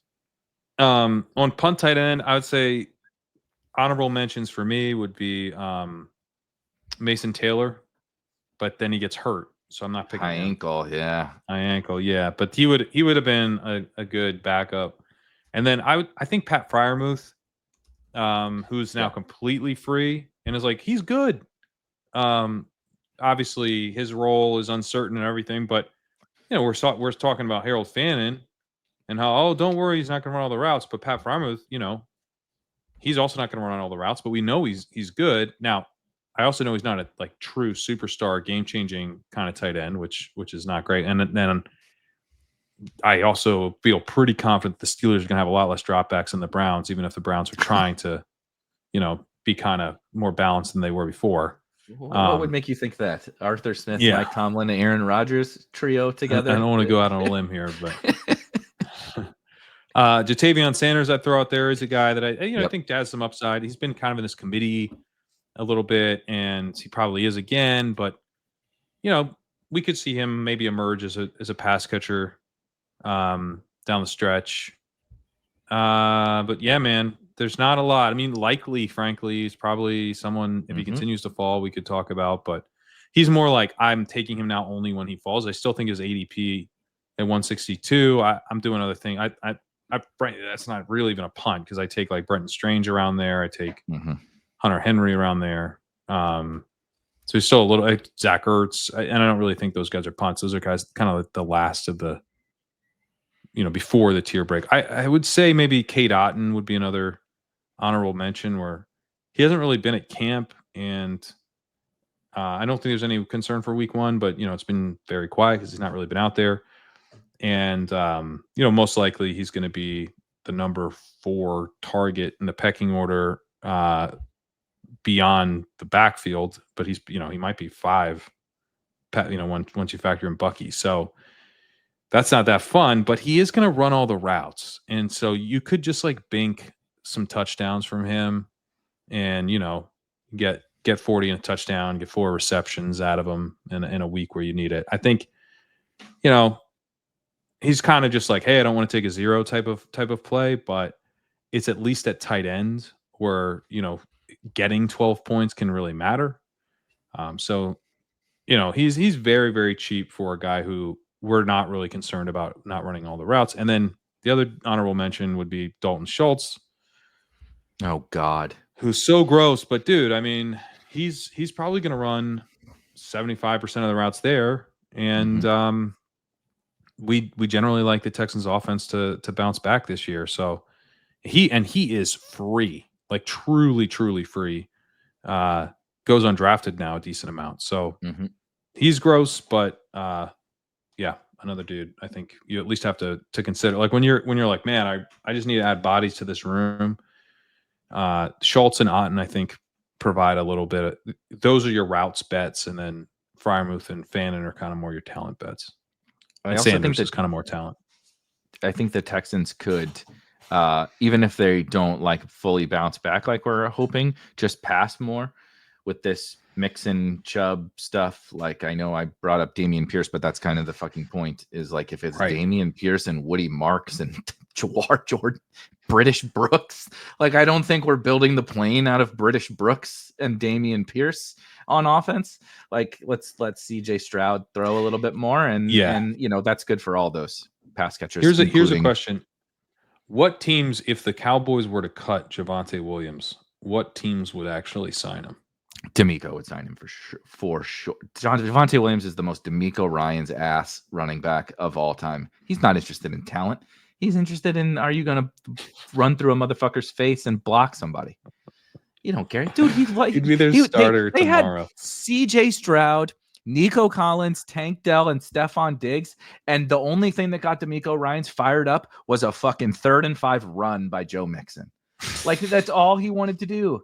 It's like, dude, there's clips of him from like I don't remember which, if it was just ESPN or something, where D'Amico Ryans looks like he's about to like foam at the mouth, being like, run it down their fucking throats. Like, he's like yelling at what's his name, PFF Bobby.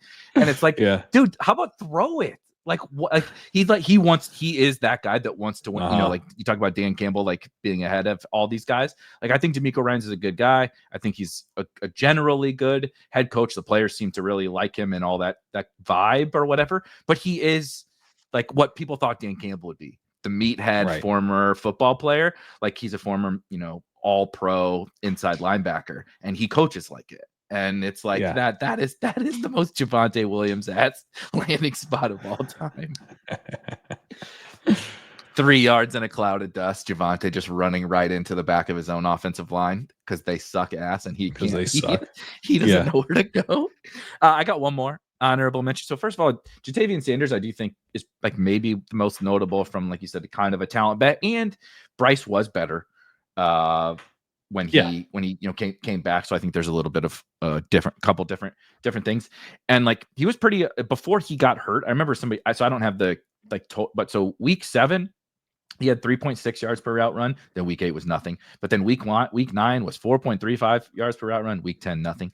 But then week 12, 4.9 yards per route run. So like he wasn't running mega routes, but he was like being pretty efficient over like a month and a half stretch or something. And then he got hurt. And then it was like, now okay, season over. So it was kind of like he was like almost breaking out. And then it kind of like Keon, right? Keon was popping a little bit. And then the wrist thing, Jatavian Sanders was kind of slowly starting to break out and then fell apart. So I do think he's interesting. And then the other guy that I'm getting total Zach Ertz vibes. This is the Zach Ertz play of the year, is Tyler Higbee for the Rams.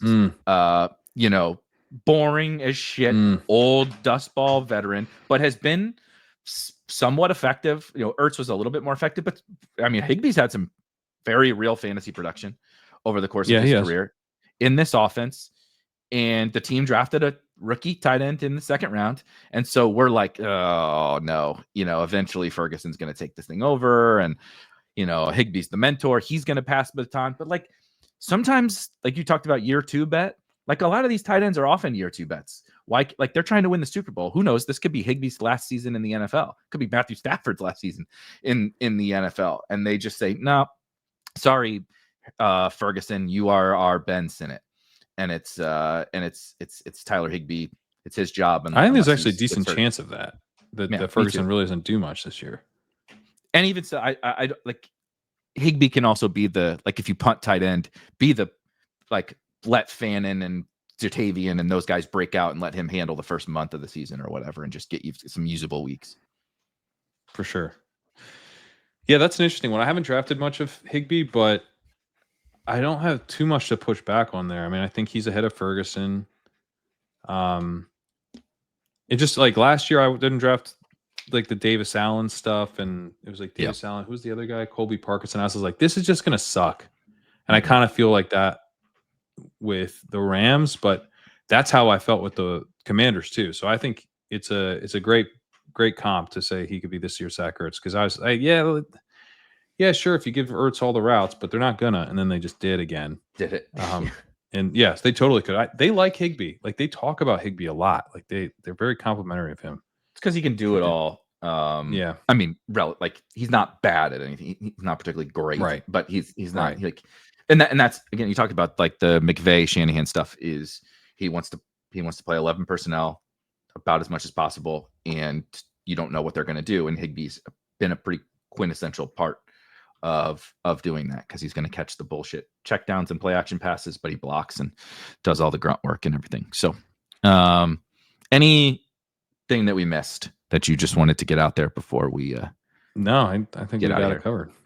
Quickly, zero running back. The players that unlock every draft strategy, zero running back: Bashal Tutin and J.K. Dobbins, which is kind of a combo there that you can draft. Honestly, multiple of these are. Both Jahmyr Gibbs and Harold Fannin are combos, because just draft them twice, I guess. Draft them again. You draft them today and then draft them tomorrow, I think is what we're saying. You do a DK guys. And an underdog draft side by side. Yeah, exactly. Multi-table and just keep clicking that multi-table strategy. That we couldn't even like stuff. We had to go honorable mentions behind those guys. I couldn't. I just thought about like mine saying like Mason Taylor with a high ankle, and I was like, I can't do that. Yeah, like I was like gonna say like Achan, and I'm like, I don't believe this. Like I don't actually believe this. Like I'm just putting Gibbs. You can't make me like I say enough stupid shit. I say enough stupid shit like by myself. I don't need to be forced into giving another bad take just because I feel like I have to. From a robust running back perspective, RJ Harvey and Keon Coleman, which is pretty fun. Two kind of different, unique stylistic players. Then obviously positions: Jahmyr Gibbs at hero running back, elite quarterback Jaden Daniels and Lamar Jackson, elite tight end Brock Bowers, and Trey the middle child McBride. We have figured out a great wrestling name that would be the middle child McBride. The middle child. Geno punt quarterback. If you punt quarterback, Geno Smith and Michael Penix. Honestly, I'm gonna put some of these to the test because these are pretty fun. And then punt tight end, Harold Fannin. You've got your breakout series going on, and of course, as is tradition, 2.5 hours into the podcast, Legendary Upside subscribers do get 40% off of Spike Week. You can use the Sidekick and all of Pat's rankings, analysis, everything, and combine it with the Draft Hacker and Draft IQ and everything, which I find to be extremely helpful down the stretch here, especially when we are doing a whole lot of drafts. It's nice. It's nice to have something a lot of drafts. But anything else that we haven't touched on?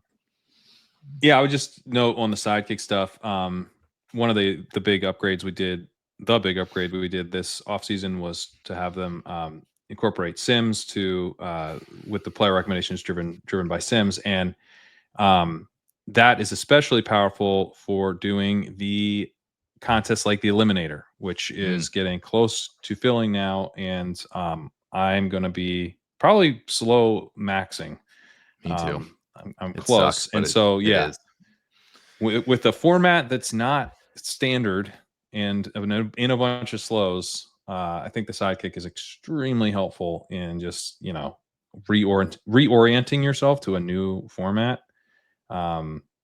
very quickly as if you power through a bunch of picks. So if you're one of the people like me who's going to be jumping in a bunch of eliminator slows, just highly recommend that.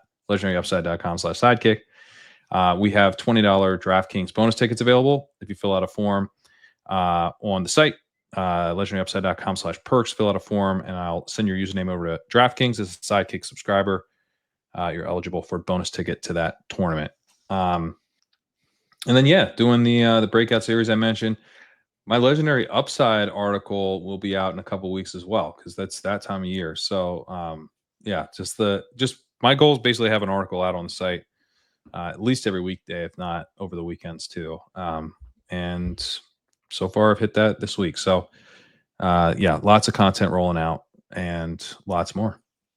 I love it. I'm trying to get a lot more writing done. We've been doing a lot more on the media side thus far, on the Spike Week side. So I myself solo am live every Wednesday, Thursday, and Friday at 10 a.m. Eastern. I particularly, honestly, just like enjoy the Friday show. So I mean, I enjoy the Wednesday and Thursday shows, of course, but the Friday shows, I do like a recap of everything that happened that week, like from a training camp and the current preseason games and all that kind of stuff.